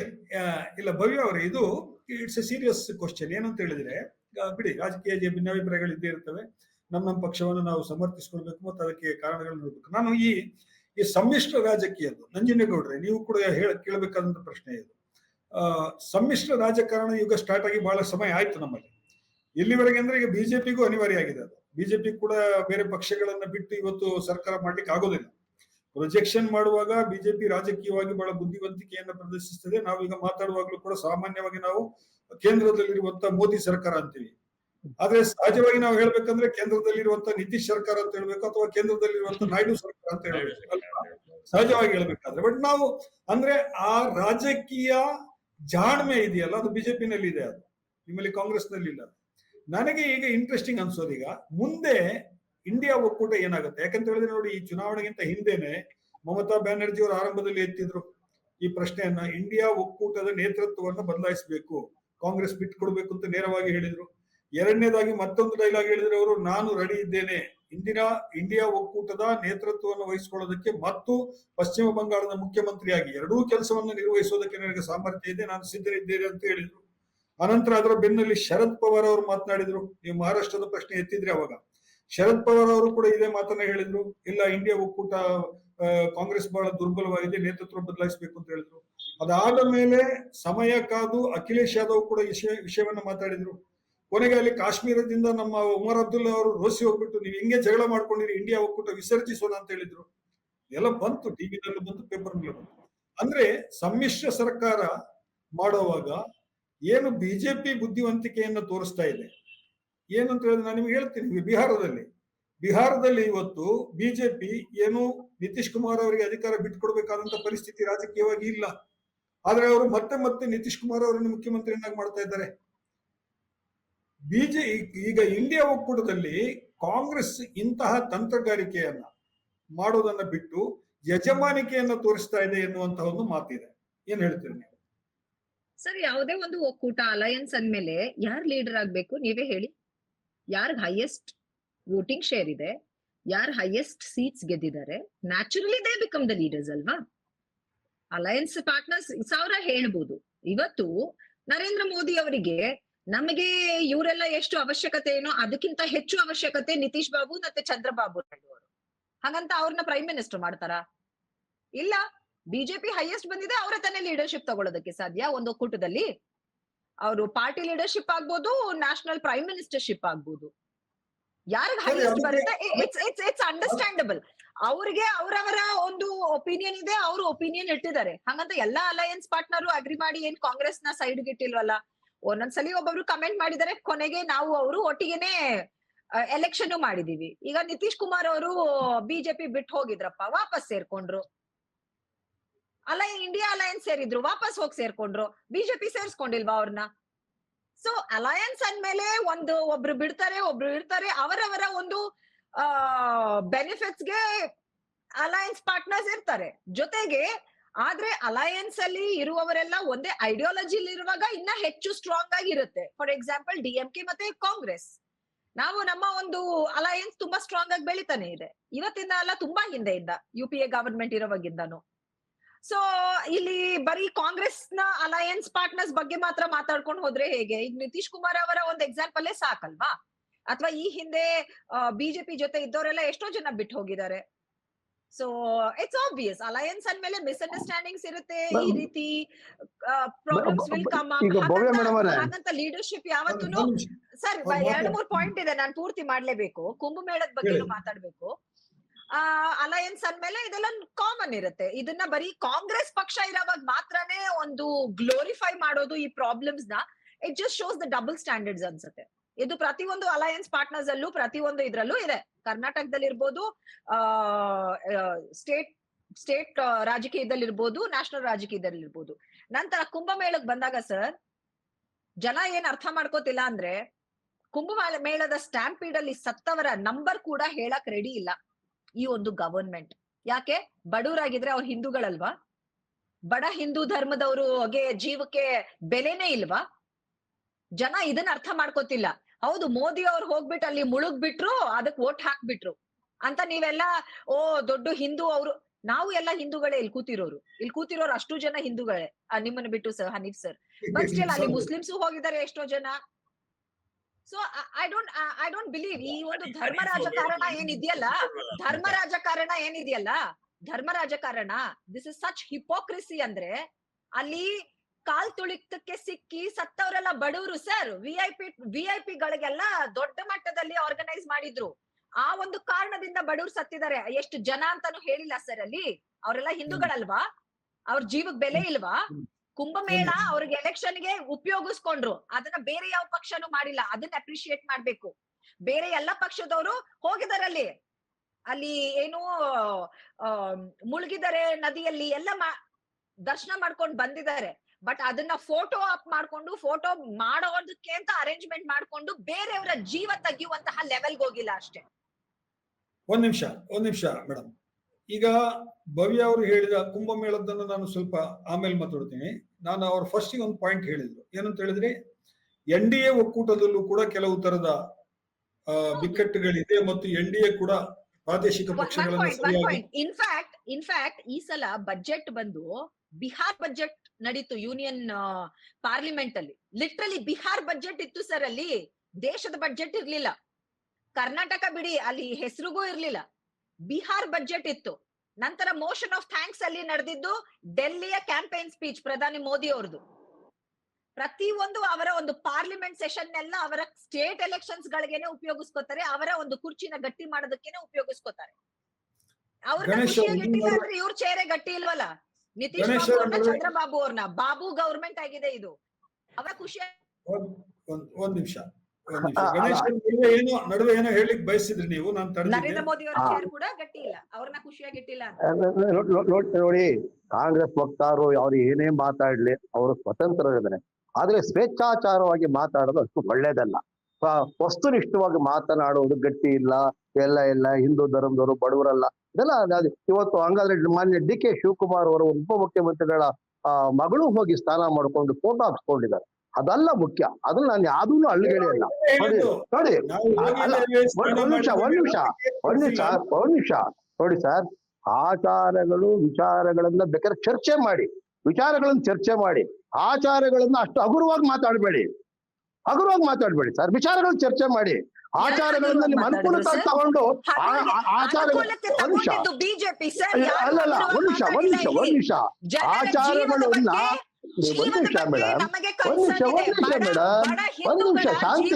ಶಾಂತಿಯಾಗಿ ಕೇಳಿ ಮೇಡಮ್, ಶಾಂತವಾಗಿ ಕೇಳಿ ಮೇಡಮ್. ಹಂಗೆಲ್ಲ ಹೋದ್ರೆ ಯಾರು ತಪ್ಪು ಮಾತಾಡಿಲ್ಲ. ಕೇಳಿ ಶಾಂತಿಯಾಗಿ ಕೇಳಿ. ಹಂಗೆಲ್ಲ ಕೇಳಕ್ ಹೋದ್ರೆ ಮೇಡಮ್, ಹಂಗೆಲ್ಲ ಹೇಳಕ್ ಹೋದ್ರೆ ಕೇಳಿ ಇಬ್ರು ಮಾತಾಡಿದ್ರೆ ಏನು ಕೇಳಿಸ್ಕೊಳ್ಳಲ್ಲ. ಕೇಳಿ, ಹಂಗೆಲ್ಲ ಹೇಳಲಿಕ್ಕೆ ಹೋದ್ರೆ ಗುಂಡೂರಾವ್ ಕಾಲದಲ್ಲಿ ಮದ್ಯದ ವಿಚಾರದಲ್ಲಿ ನಡೆದಂತ ಸಾವು ನೋವುಗಳನ್ನ ಹೆಚ್ಚಾಗಿ ತುಂಬಾ ಹಿಂದಕ್ಕೆ ಹೋಗೋದ್ ಬೇಡ. ಮಹಾಕುಂಭಮೇಳ ನಡೆದಿದೆ, 144 ವರ್ಷಕ್ಕೆ ನಡೆದಿದೆ. ಯಾರಿಗ ಭಾವನೆ ಚೆನ್ನಾಗಿದೆ ಅವ್ರು ಹೋಗಿ ಸ್ನಾನ ಮಾಡ್ಬೋದು, ಮಾಡಲ್ಲ ಅಂದವ್ರಿಗೂ ಸಂತೋಷ. ಗಂಗೆಯ ಅಲ್ಲಿ ಹರಿಯೋ ನೀರ್ ನನ್ ಬಾಪ ಮುಳುಗು ಅಂತ ಏನನ್ನು ಕೇಳಲಿಲ್ಲ. ನಂಜನಗೌಡ್ರು ಹೇಳಿದ್ರು ಇವ್ರು ಹೋಗಿ ಮುಳುಗಿದ್ರೆ ಚೆನ್ನಾಗಿತ್ತೋ ಅಂತ. ಅಲ್ಲ ಒಂದ್ ನಿಮಿಷ ಮೇಡಮ್ನವ್ರೆ ಅಲ್ಲಿಗೆ ಬರ್ತೀನಿ ಮೇಡಮ್ನವ್ರೆ. ಇದು ಕೇಳಿ ಮೇಡಮ್, ಆಚಾರ ವಿಚಾರವನ್ನ ಕೇಳಿ. ನಾನು ಹೇಳಿದ್ದು ಅದನ್ನ ಚುನಾವಣೆಗೆ ಸ್ವಲ್ಪ ಬಳಕೆ ಮಾಡ್ಕೊಂಡ್ರೇನೋ ಅಂತ ನನ್ನ ಒಂದು ಇದನ್ನ ಹೇಳಿದೆ, ಅನಿಸಿಕೆ ಹೇಳಿದೆ ಅಷ್ಟೇ ಸರ್. ನಾವು ಬಳಸಿಕೊಂಡಿಲ್ಲ ಸರ್. ಆಮೇಲೆ ಭವ್ಯ ನರಸಿಂಹಮೂರ್ತಿ ಅವರು ಅತ್ಯಂತ ಗಂಭೀರವಾದ ಪ್ರಶ್ನೆಯನ್ನು ಎತ್ತಿದ್ದಾರೆ. ಅಲ್ಲಿಯ DIG ಪ್ರೆಸ್ ಕಾನ್ಫರೆನ್ಸ್ ಮಾಡೋ ತನಕ ಮೀಡಿಯಾಗಳು ಯಾವೂ ಕೂಡ ಅಲ್ಲಿ ಏನಾಗಿದೆ ಅನ್ನೋ ಚಿತ್ರಣ ಕೊಡುವಂತ ಸ್ಥಿತಿಲಿ ಇರ್ಲಿಲ್ಲ. ಇದು ನಾವು ಈ ದಿನದ freedom of speech and expression ಬಗ್ಗೆ ನಾವು ಆತ್ಮಾವಲೋಕನ ಮಾಡ್ಕೋಬೇಕು, ಸರ್ಕಾರ ಆತ್ಮಾವಲೋಕನ ಮಾಡ್ಕೋಬೇಕು. ಅದು ಸ್ಟ್ಯಾಂಪೇಡ್ ನಡೆದು ಮಾರ್ನಿಂಗ್ ಸ್ಟ್ಯಾಂಪೇಡ್ ನಡೆದ್ರೆ ಅಲ್ಲಿ DIG ಬಂದು ಪ್ರೆಸ್ ಕಾನ್ಫರೆನ್ಸ್ ಮಾಡೋದ್ರ ನಡುವೆ ಎಷ್ಟು ಗಂಟೆ ಇರುತ್ತೆ, ಅಂತರ ಇದೆ. ಈ ತರದ ಮುಚ್ಚಿಡುವಂತ ಕಲ್ಚರ್ ಒಳ್ಳೇದಲ್ಲ. ಎಲ್ಲ ಬಿಚ್ಚಿಡ್ಬೇಕು. ಯಾವುದೇ ಒಂದು ಪ್ರಜಾಪ್ರಭುತ್ವದ ವ್ಯವಸ್ಥೆಯಲ್ಲಿ ಎಲ್ಲವನ್ನ ಬಿಚ್ಚಿಡ್ಬೇಕು. ನಾನು ಯಾವುದೇ ಆಚಾರ ವಿಚಾರವನ್ನು ಮಾತಾಡಲಿಲ್ಲ, ನಾನು ಕಾಂಗ್ರೆಸ್ ಬಗ್ಗೆ ಮಾತಾಡಲಿಲ್ಲ, ಬಿಜೆಪಿ ಬಗ್ಗೆ ಮಾತಾಡಲಿಲ್ಲ. ಇದರಿಂದ ಲಾಭ ಆಗಿರ್ಬೋದು ಅಂತ ಅಷ್ಟೇ ಹೊರತು ಯಾರು ಸ್ನಾನ ಮಾಡೋದನ್ನ ನಾನು ವಿರೋಧಿಸಲಿಲ್ಲ. ಅದು ಅವರವರ ಸ್ವಾತಂತ್ರ್ಯ, ಅವರವರ ಮೂಲಭೂತ ಹಕ್ಕುಗಳು. ನಾವು ಅದನ್ನ ಪ್ರಶ್ನೆ ಮಾಡಕ್ ಬರಲ್ಲ. ಅವರವರ ಏನಂತ ಧಾರ್ಮಿಕ ಭಾವನೆಗಳು ನಾವು ಪ್ರಶ್ನೆ ಮಾಡಕ್ ಬರೋದಿಲ್ಲ. ಗಣೇಶ್ ಅವರೇ ಮಾನ್ಯ ನಂಜನಗೌಡ್ರೆ, ಅಲ್ಲ ಒಂದೊಂದು ಸೆಕೆಂಡ್ ಮಾತಾಡ್ತೀನಿ. ನಾನು ಮಾತಾಡ್ತಾ ಇದ್ದೀನಿ ಮೇಡಮ್ನವರೇ. ಒಂದು ರಾಜ್ಯ ಸರ್ಕಾರ ಇಷ್ಟು ಬೃಹತ್ ಪ್ರಮಾಣದಲ್ಲಿ ಒಂದು ಆಯೋಜನೆ ಮಾಡಿದಂತ ಸಂದರ್ಭದಲ್ಲಿ ಏನೋ ಅಚಾತುರ್ಯದಿಂದ ಆಗಿದೆ. ನಾನು ಇಲ್ಲ ಅಂತ ಅದೇನು ಮುಚ್ಚಿಡಬೇಕನ್ನೋ ಅವಶ್ಯಕತೆ ನಮ್ಗೆ ಇರ್ಲಿ ಮೇಡಮ್. ಕೇಳಿ ಮೇಡಮ್, ನನಗೆ ಗೊತ್ತಿದೆ. ಇರ್ಲಿ ಮೇಡಮ್, ನಾನು ಇಲ್ಲ ಮೇಡಮ್, ನಾನು ಹಗರ ಅಲ್ಲ. ನೀವು ಹಂಗೆಲ್ಲ ಹೋಯ್ತಂದ್ರೆ ನಿಮ್ ಕತೆ ಎಲ್ಲ ಹೇಳ್ಬೇಕಾಗ್ತದೆ. ಜೈಲಲ್ಲಿ ಸಿಕ್ಕ ನರಮೇಧ ಹೇಳಕ್ ಹೋಯ್ತು ಅಂದ್ರೆ ನಿಮ್ದು ಹೇಳಕ್ ಹೋಯ್ತು ಅಂದ್ರೆ ಇಡೀ ಒಂದು ಕುಟುಂಬ ದೇಶ ನಾಳೆ ಮಾಡಿದ್ವಿ. ನಾನು ಹೇಳ್ತೀನಿ ಕೇಳಿ, ನಾನು ಹೋಗ್ತಾ ಮಾತಾಡ್ತಾ ಇದ್ದೀನಿ. ಕೇಳಿ ಶಾಂತವಾಗಿ ಕೇಳಿ ಫಸ್ಟ್ ಶಾಂತವಾಗಿ ಕೇಳೋದ್ ಕಲ್ತ್ಕೊಳ್ಳಿ. ನಾನು ಇಷ್ಟು ಸರ್, ಅದು ಮಧ್ಯರಾತ್ರಿ ನಡೆದಂತ ಒಂದು ಸಂದರ್ಭದಲ್ಲಿ ರಾಜ್ಯ ಸರ್ಕಾರದ ಜವಾಬ್ದಾರಿ ಇದೆ. ಅದು ಉತ್ತರೋತ್ತರವಾಗಿ ಅದು ಹೇಳಲೇಬೇಕಾಗ್ತದೆ. ಆದ್ರೆ ಆ ಸಂದರ್ಭದಲ್ಲಿ ಅದನ್ನ ಹೇಳೋದಕ್ಕಿಂತ ಹೆಚ್ಚಾಗಿ ಸರ್ ಸಮಸ್ಯೆಯ ಸಂದರ್ಭವನ್ನ ತಿಳಿಯೋದಕ್ಕೆ ತಗೊಂಡು ಹೇಳಲೇಬೇಕು, ಗೊತ್ತಾಗತ್ತೆ. ಈಗ ನಾವ್ ಹೇಳಿಲ್ಲ ಅಂದ್ರೆ ಸೋಷಿಯಲ್ ಮೀಡಿಯಾ ಹೇಳಲ್ಲ ಅಂತೇನಿಲ್ಲ. ರವಿ ಕಾಣದನ್ನು ಕವಿ ಕಂಡ ಮಾಧ್ಯಮದವ್ರೇನ್ ಸುಮ್ನೆ ಇಲ್ಲ, ಎಲ್ಲ ಹೇಳ್ತಾರೆ. ನಾವು ಹೇಳಿದ್ರು ಒಪ್ಪಲ್ಲ. ಯಾವ್ದು ಮುಚ್ಚಿನ ಅವಶ್ಯಕತೆ ಇಲ್ಲ ಸರ್. ಭಾರತೀಯ ಜನತಾ ಪಕ್ಷಕ್ಕೆ ಜವಾಬ್ದಾರಿ ಇದೆ, ಕರ್ತವ್ಯ ಇದೆ, ಕರ್ತವ್ಯ ಇದೆ. ಇಲ್ಲಿ ನಂಬರ್ ಕೊಟ್ಟಿಲ್ಲ. ಇಲ್ಲಿ ಕೇಳಿ ಮೇಡಮ್, ನಾವು ನಿಮ್ಮಷ್ಟು ಇಲ್ಲಿ ಕೇಳಿ, ಇಲ್ಲಿ ಯಾವ್ದೋ ಆನೆ ತುಳಿತಕ್ಕೆ, ಕೇರಳದಲ್ಲಿ ಹೋಗಿ ಆನೆ ತುಳಿತಕ್ಕೆ ಕರ್ನಾಟಕದ ಆನೆ ಅಂತ ಹೇಳಿ 15 ಲಕ್ಷ ಕೊಡಬೇಕು ಅನ್ನೋ ಸಣ್ಣತನ ಅಲ್ಲ ನಾವು. ನಮ್ದು ನಿಮ್ದು ಅದೇ ತಾನೆ, ನೀವು ಅದೇ ತಾನೆ, ನಿಮ್ದು ಅದೇ ತಾನೆ. ಆನೆ ವಿಚಾರದಲ್ಲೇ ಕರ್ನಾಟಕದ ಕಾಲ್ ಕುಳಿತು ಕೊಡೋದವರಲ್ಲೇ ನೀವು ಆನೆ ಕರ್ನಾಟಕದ ಆನೆ ಕೇರಳ ಆನೆ ಎಂದವ್ರು ನೀವು. ನಾನು ಕುಂಭಮೇಳದಲ್ಲಿ ನಡೆದಂತ ಅಚಾತುರ್ಯವಾದ ಘಟನೆಗೆ ಕಾಂಗ್ರೆಸ್, ನಮ್ಮ ಬಿಜೆಪಿ ಸರ್ಕಾರ ಜವಾಬ್ದಾರಿ ಇದೆ, ತಗೊಳ್ಳೇಬೇಕು. ಅದು ನಮ್ದೇ ವೈಫಲ್ಯ ಆಗಿದ್ರು ನಾವೇ ಹೊರ್ತೀವಿ. ಅದು ಯಶಸ್ಸಾಗಿದ್ರು ಕೂಡ ಸಾರ್ವಜನಿಕರದೇ ತೊಂದರೆ ಆಗಿದೆ, ಅನ್ಯಾಯ ಆಗಿದೆ. ಅಲ್ಲಿ ತಿರುಪತಿಯಲ್ಲೂ ಆಯ್ತು. ಯಾಕಾಯ್ತು ಅನ್ನೋದು ನೋಡ್ಬೇಕು ಸರ್. ಇಂತ ಒಂದು ದೊಡ್ಡ ಪ್ರಮಾಣದಲ್ಲಿ ಆಗಿರೋದು ನಿಜ, ಸತ್ಯ. ಆದ್ರೆ ಒಂದ್ ನಂಬರ್ ಕೇಳ್ತಿದೀವಿ ಅಷ್ಟೇ ನಾವು. ಒಂದ್ ನಿಮಿಷ ಡಿಬೇಟ್ ಆಗೋದು ಬೇಡ ನಾವು. ಒಂದ್ ನಿಮಿಷ ನಾನೇನು ಇಷ್ಟಪಡಲ್ಲ. ದಯವಿಟ್ಟು ಅದು ನಿಲ್ಸಿ. ಡಿಬೇಟ್ ಆಗೋದು ಬೇಡ. ನಾವು ಮತ್ತೆ ನಾನು ಇಷ್ಟಪಡಲ್ಲ. ಕಮಿಂಗ್ ಬ್ಯಾಕ್ ಟು ಅವರ್ ನೀವ್ ಸಬ್ಜೆಕ್ಟ್. ಇಷ್ಟಪಡಲ್ಲ, ಸತ್ತವ್ರ ಬಗ್ಗೆ ನಮಗ್ ಕೇಳಬೇಡಿ ಅಂದ್ರೆ ನೀವೇ ಹೇಳಿದ್ರಲ್ಲ 1000 ಜನ ಸತ್ತವ್ರು ಅಂತ ಹೇಳಿದ್ರಲ್ಲ. ಗೌಡ್ರೆ ಅಲ್ಲ 1000 ಜನ ಸತ್ರು ಅಂತ ನಿಮ್ ನಾಯಕರು ಹೇಳಿದ್ರಲ್ಲ. ಸಾಕ ಸಂತೋಷ.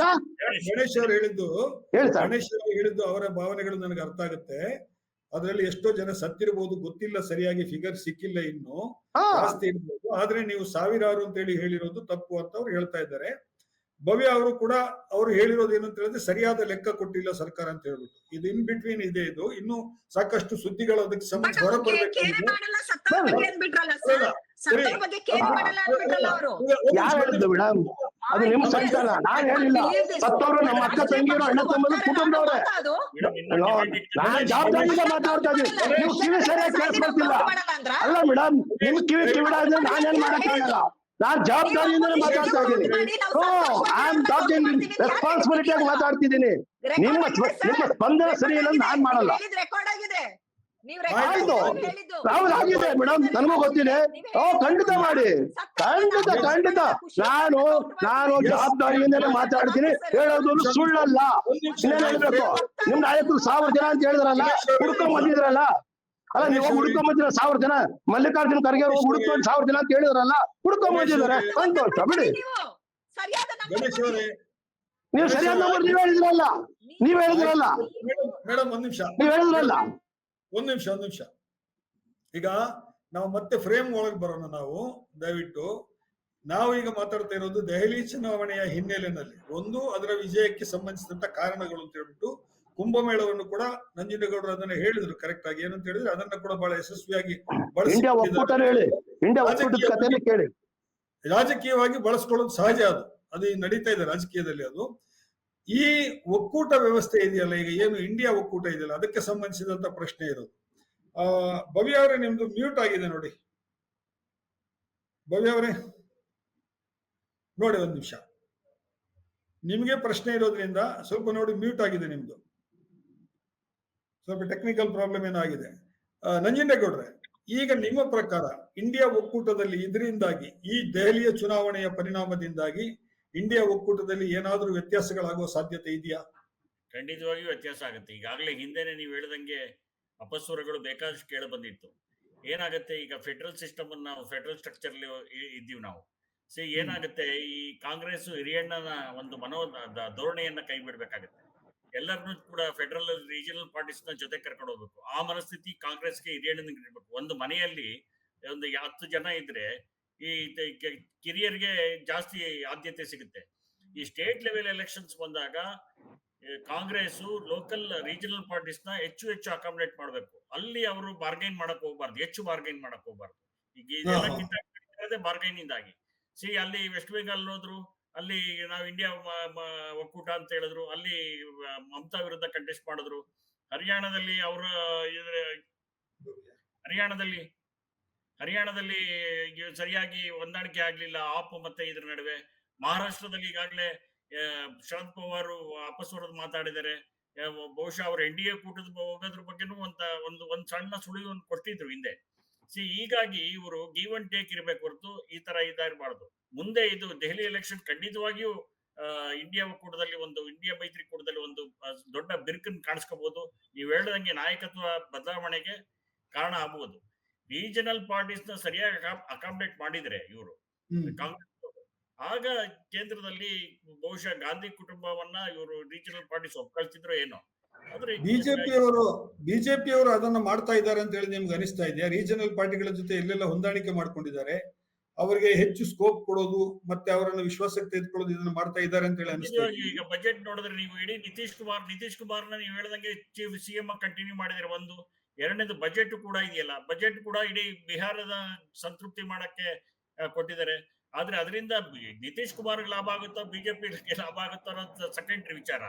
ಆಮೇಲೆ ಚಂದ್ರಬಾಬು ನಾಯ್ಡು ಅವ್ರಿಗೆ ಪ್ರಾಮಿಸ್ ಮಾಡಿದ್ದಾರೆ ಬೇಕಷ್ಟು ನಾವು ಕೊಡ್ತೀವಿ ಅಂತ. ಇಲ್ಲಿ ಡಿಎಂಕೆ ತಮಿಳುನಾಡಲ್ಲಿ ಡಿಎಂಕೆ ಮತ್ತೆ ಕಾಂಗ್ರೆಸ್ ಒಂದು ಮೈತ್ರಿ ಇದು ಬಿಟ್ರೆ, ಎಕ್ಸ್ಪೆರಿಮೆಂಟ್ ಬಿಟ್ರೆ, ಇನ್ನೆಲ್ಲ ಕಡೆನೂ ಕಾಂಗ್ರೆಸ್ ಬಹಳ ತಪ್ಪು ರಾಂಗ್ ಸ್ಟೆಪ್ಸ್ ಇಟ್ಟಿದೆ, ತಪ್ಪು ಹೆಜ್ಜೆಗಳನ್ನ ಇಟ್ಟಿದೆ. ಕರ್ನಾಟಕದಲ್ಲಿ 2018ರಲ್ಲಿ ಕುಮಾರಸ್ವಾಮಿಯನ್ನ ಕರ್ಕೊಂಬಂದ್ರು, ಇವರೇ ದುಂಬಾಲ್ ಬಿದ್ದು ಕರ್ಕೊಂಬಂದ್ರು, ಬನ್ನಿ ಸರ್ಕಾರ ಮಾಡಿ ಅಂತ. ಎಷ್ಟು ದಿವಸ ಕಂಟಿನ್ಯೂ ಮಾಡಿದ್ರು? ಅದು ಎರಡ್ ಕಡೆಯಿಂದನೂ ತಪ್ಪಿರ್ಬೋದು, ಆದ್ರೆ ಸಹಿಸ್ಕೊಳ್ಳೋಂತ ಗುಣ ಕಾಂಗ್ರೆಸ್ ಇರ್ಬೇಕಿತ್ತಲ್ಲ. ಆದ್ರೆ ಇವರು ಕಾಲ್ ಕೆರ್ಕೊಂಡ್ ಜಡ್ಲಿಕ್ಕೆ ಹೋದ್ರು, ಅವರು ಕೂಡ ಇವ್ರ ಮಾತುಗಳನ್ನ ಕೇಳಲಿಲ್ಲ. ಅವರು ಕೂಡ ಸರ್ವಾಧಿಕಾರಿಯಾಗಿ ವರ್ತಿಸಿದ್ರು JDS ನವರು. ಕಾಂಗ್ರೆಸ್ನವರು ಕೂಡ ಇದು ಆ ನಿಟ್ಟಿನಲ್ಲಿ ಕುಮಾರಸ್ವಾಮಿಗೆ ಪ್ರತಿ ಹೆಜ್ಜೆಲ್ಲೂ ಕಿರಿಕಿರಿ ಮಾಡುವಂತ ಪ್ರಯತ್ನ ಮಾಡಿದ್ರು. ಈ ತರ ಇದ್ದಾಗ ಹೆಂಗೆ ಇಂಡಿಯಾ ಮೈತ್ರಿ ಕೂಡ ಸಕ್ಸಸ್ ಆಗುತ್ತೆ? ಹೆಂಗೆ ಒಂದು ಸಮ್ಮಿಶ್ರ ಇದು ಹೆಂಗೆ ವ್ಯವಸ್ಥೆ ಹೆಂಗ್ ವರ್ಕ್ ಆಗುತ್ತೆ ಹೇಳಿ, ನೀವೇ ಹೇಳಿ. ಎಸ್, ನೀವು ಹೇಳಿರೋದ್ರಲ್ಲಿ ಆ ಪಾಯಿಂಟ್ ಅಲ್ಲಿ ಬಹಳ ಅರ್ಥ ಇದೆ. ಕಾಂಗ್ರೆಸ್ನ ಹೈಕಮಾಂಡ್ ಮತ್ತು ಕಾಂಗ್ರೆಸ್ನ ರಾಷ್ಟ್ರೀಯ ನಾಯಕರು ಇದನ್ನು ಸ್ವಲ್ಪ ಅರ್ಥ ಮಾಡ್ಕೊಳ್ಬೇಕಾದಂತ ಅಗತ್ಯ ಇದೆ. ಪ್ರಾದೇಶಿಕವಾಗಿ ಯಾವ ಪಕ್ಷಗಳು ಸ್ವಲ್ಪ ಪ್ರಬಲವಾಗಿದೆ, ಆ ಪ್ರಬಲವಾಗಿರುವಂತಹ ಪಕ್ಷಗಳನ್ನ ತಮಿಳುನಾಡಿನಲ್ಲಿ ಅದನ್ನ ಬಹಳ ಸರಿಯಾಗಿ ಮಾಡ್ತಾ ಇದ್ದಾರೆ ಅವರು. ಯಾಕೆಂತ ಹೇಳಿದ್ರೆ DMK ಜೊತೆಗೆ ಅವರ ಇದೆಲ್ಲ ಬಹಳ ಚೆನ್ನಾಗಿದೆ. ಆಮೇಲೆ ಉತ್ತರ ಪ್ರದೇಶದಲ್ಲಿಯೂ ಕೂಡ ಅಖಿಲೇಶ್ ಯಾದವ್ ಬಹಳ ಉದಾರವಾಗಿ ನಡ್ಕೊಂಡ್ರು ಕಳೆದ ಚುನಾವಣೆಯಲ್ಲಿ. ಕಾಂಗ್ರೆಸ್ಗೆ ಏನು ಅದು ಕಾಂಗ್ರೆಸ್ನ ಡಿಮಾಂಡ್ ಏನಿತ್ತು ಅದನ್ನು ಸ್ವಲ್ಪ ಸಹಾನುಭೂತಿಯಿಂದಲೇ ಕೇಳಿದ್ರು ಅವರು. ಅದ್ರ ಜೊತೆಗೆ ಎಕ್ಸ್ಪೆರಿಮೆಂಟ್, ಅಖಿಲೇಶ್ ಯಾದವ್ ಎಕ್ಸ್ಪೆರಿಮೆಂಟ್ ಇತ್ತಲ್ಲ, OBCಗಳನ್ನ ಮತ್ತೆ ಬೇರೆ ಮುಸ್ಲಿಮ್ಸ್ನ OBCಗಳನ್ನ ದಲಿತರನ್ನ ಒಟ್ಟುಗೂಡಿಸೋದು. ಈ ಒಂದು ಇದು ಮಾಯಾವತಿ ನಂತರ ಒಂದು ವ್ಯಾಕ್ಯೂಮ್ ಕ್ರಿಯೇಟ್ ಆಗಿತ್ತು ದಲಿತ ಸಮುದಾಯದಲ್ಲಿ. ಅದನ್ನ ಯಶಸ್ವಿಯಾಗಿ ಅದನ್ನ ಗ್ಯಾಪ್ ಅನ್ನ ಅಖಿಲೇಶ್ ಯಾದವ್ ಫಿಲ್ ಮಾಡಿದ್ರು. OBC ದಲಿತ್ ಅಂಡ್ ಮುಸ್ಲಿಮ್ಸ್ ನ ಒಂದು ಒಟ್ಟಿಗೆ ತರೋದ್ರ ಮೂಲಕ ಆ ಗ್ಯಾಪ್ ನ ಫಿಲ್ ಮಾಡಿದ್ರು ಅವರು. ಕರೆಕ್ಟ್ ಅದು. ಈಗ ನೀವು ಇಲ್ಲದೆ ಇದ್ದಾಗ ನಂಜುಂಡೇಗೌಡರು 2 ಒಳ್ಳೆ ಪಾಯಿಂಟ್ ಹೇಳಿದ್ರು. ಏನಂತ ಹೇಳಿದ್ರೆ, ರಾಷ್ಟ್ರೀಯ ಮಟ್ಟದಲ್ಲಿ ಈ ರೀತಿ ಪ್ರಾದೇಶಿಕ ಪಕ್ಷಗಳ ಜೊತೆಗೆ ಹೊಂದಾಣಿಕೆ ಮಾಡಿಕೊಂಡು ಒಕ್ಕೂಟ ರಚನೆ ಮಾಡಿದಾಗ, ಅಲಯನ್ಸ್ ಮಾಡಿದಾಗ, ಬಿಜೆಪಿ ಬಹಳ ಬುದ್ಧಿವಂತಿಕೆಯಿಂದ ಸ್ವಲ್ಪ ಉದಾರವಾಗಿ ವರ್ತಿಸ್ತದೆ, ಕಾಂಗ್ರೆಸ್ ಸ್ವಲ್ಪ ರಿಜಿಡಿಟಿ ತೋರಿಸ್ತಾ ಇದೆ ಬಹಳ ರಾಜ್ಯಗಳಲ್ಲಿ, ಅದು ಸಮಸ್ಯೆ ಆಗ್ತಾ ಇದೆ ಅನ್ನುವಂತ ಮಾತನ್ನ ಹೇಳಿದ್ರು. ಅದು ಸೀಟ್ ಹಂಚಿಕೆ ಭ್ರಮ ಇದಿರಬಹುದು ಅಥವಾ ಚುನಾವಣೆ. ಈಗ ದೆಹಲಿದೇ ನಾವು ತಗೊಳ್ಳೋಣ. ದೆಹಲಿನಲ್ಲಿ ಏನಾಯ್ತು ಅಂತ ಹೇಳಿದ್ರೆ, ಸೀಟ್ ಹಂಚಿಕೆ ಮಾತುಕತೆ ನಡೀತು ಆರಂಭದಲ್ಲಿ. ಆಮೇಲೆ ಆಮ್ ಆದ್ಮಿಯವರು ಸ್ವಲ್ಪ ರಿಜಿಡ್ ಆಗಿ ವರ್ತಿಸಿದ್ರು, ನೀವು ಕೂಡ ಬಹಳ ಇನ್ನಷ್ಟು ಹೆಚ್ಚು ರಿಜಿಡ್ ಆಗಿ ವರ್ತಿಸಿದ್ರಿ. ನಿಮ್ಮ ಪಕ್ಷ ಕಾಂಗ್ರೆಸ್ ಪಕ್ಷ ಬಹುಶಃ ಓವರ್ ಎಸ್ಟಿಮೇಟ್ ಮಾಡ್ತು ಅಂತ ಹೇಳಿ ಅನಿಸ್ತದೆ ನಿಮ್ಮ ಸಾಮರ್ಥ್ಯವನ್ನ. ಇಲ್ಲ ಅಂತ ಹೇಳಿದ್ರೆ ಅಲ್ಲಿ ಸ್ವಲ್ಪ ಸೀಟ್ ಹೊಂದಾಣಿಕೆ ಆಗುವ ಸಾಧ್ಯತೆ ಇತ್ತು ಅಂತ ಹೇಳಿ ಅನಿಸ್ತದೆ. ಈ ಪಾಯಿಂಟ್ ಬಗ್ಗೆ ನೀವೇನ್ ಹೇಳ್ತೀರಿ? ಕಾಂಗ್ರೆಸ್ ಇನ್ನೂ ಸ್ವಲ್ಪ ರೀಜನಲ್ ಪಕ್ಷಗಳನ್ನ ಅಕಾಮಡೇಟ್ ಮಾಡೋದಕ್ಕೆ ಸ್ವಲ್ಪ ಹೆಚ್ಚು ತ್ಯಾಗ ಮನೋಭಾವನೆಯನ್ನು ತೋರಿಸಬೇಕಾದಂತ ಅಗತ್ಯ ಇದೆ ಅಂತ ಹೇಳಿದ್ರು ನಂಜುಂಡೇಗೌಡರು. ನಿಮ್ಗೆ ಹಾಗೆ ಅನಿಸ್ತದ? ಸರ್, ನಮಗೆ ನಮ್ಮ ಒಂದು ಪಕ್ಷ ಹೌದು ಡೆಲ್ಲಿಯಲ್ಲಿ ವೀಕ್ ಇರಬಹುದು, ಬಟ್ ಈಗ ನೋಡಿ ಕರ್ನಾಟಕದಲ್ಲಿ ನಾವು ಸ್ಟ್ರಾಂಗ್ ಇದೀವಿ.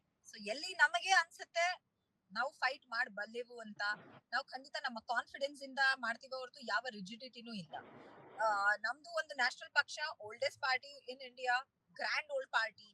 ಸೊ ಇದು ರಿಜಿಡಿಟಿ ಅಂತ ನನ್ಗೆ ಅನ್ಸಲ್ಲ ಸರ್. ಡೆಫಿನೆಟ್ಲಿ ಇಲ್ಲಿ ಆಮ್ ಆದ್ಮಿ ಪಾರ್ಟಿ ಕೂಡ ಇವತ್ತೇನು ಮುಂಚೆ ಅವರು 66 ಸೀಟ್ ಏನ್ ಬಂದಿತ್ತು ಆ ರೀತಿ ಅವ್ರದ್ದು ಏನ್ ಬಂದಿಲ್ವಲ್ಲ, ಅವರು ಸ್ವಲ್ಪ ಫ್ಲೆಕ್ಸಿಬಿಲಿಟಿ ತೋರಿಸಬಹುದಿತ್ತು. They did not. ಸೊ ನಾವು ಕೂಡ ನಮ್ಮ ಏನು ಪಕ್ಷದ ಒಂದು ಫೈಟ್ ಕೊಡ್ಲೇಬೇಕಲ್ವಾ ಸರ್. ಹಾಗಂತ ಬಿಜೆಪಿ ಎಲ್ಲರ ಜೊತೆನೂ ಅಷ್ಟೊಂದು ಕಾಂಪ್ರಮೈಸ್ ಮಾಡ್ಕೊಂಡಿದ್ದಾರೆ ಅಂತಾನೂ ಇಲ್ಲ. ಹಲವಾರು ನಾರ್ತ್ ಈಸ್ಟರ್ನ್ ಸ್ಟೇಟ್ಸ್ ಅವರೇ ಬಿಟ್ಟೋಗಿದ್ದಾರೆ ಬಿಜೆಪಿನ. ಇನ್ಫ್ಯಾಕ್ಟ್ ಆ ಒಂದು ಮಣಿಪುರ್ ಇಶ್ಯೂ ಆದಾಗ ಮೇಘಾಲಯದ ಚೀಫ್ ಮಿನಿಸ್ಟರ್ ನರೇಂದ್ರ ಮೋದಿ ಅವ್ರ ಜೊತೆ ಸ್ಟೇಜ್ ಶೇರ್ ಮಾಡಲ್ಲ ಅಂದ್ರು. ಅವರ ಒಂದು ಅಲಯನ್ಸ್ ಪಾರ್ಟ್ನರ್, ನಿಮಗ್ ನೆನ್ಪಿದ್ರೆ ಎಲೆಕ್ಷನ್ ಕ್ಯಾಂಪೇನ್ ಅಲ್ಲಿ ಅವ್ರು ಸ್ಟೇಜ್ ಶೇರ್ ಮಾಡಲ್ಲ ಅಂದಿದ್ರು, ಅವರ ಅಲಯನ್ಸ್ ಪಾರ್ಟ್ನರ್. ಸೊ ಈ ರೀತಿ ಅಲಯನ್ಸ್ ಗಳಲ್ಲಿ ಬಿರುಕು ಮೂಡೋದು ಏನು ಹೊಸದಲ್ಲ ಸರ್. ಪ್ರತಿಯೊಂದು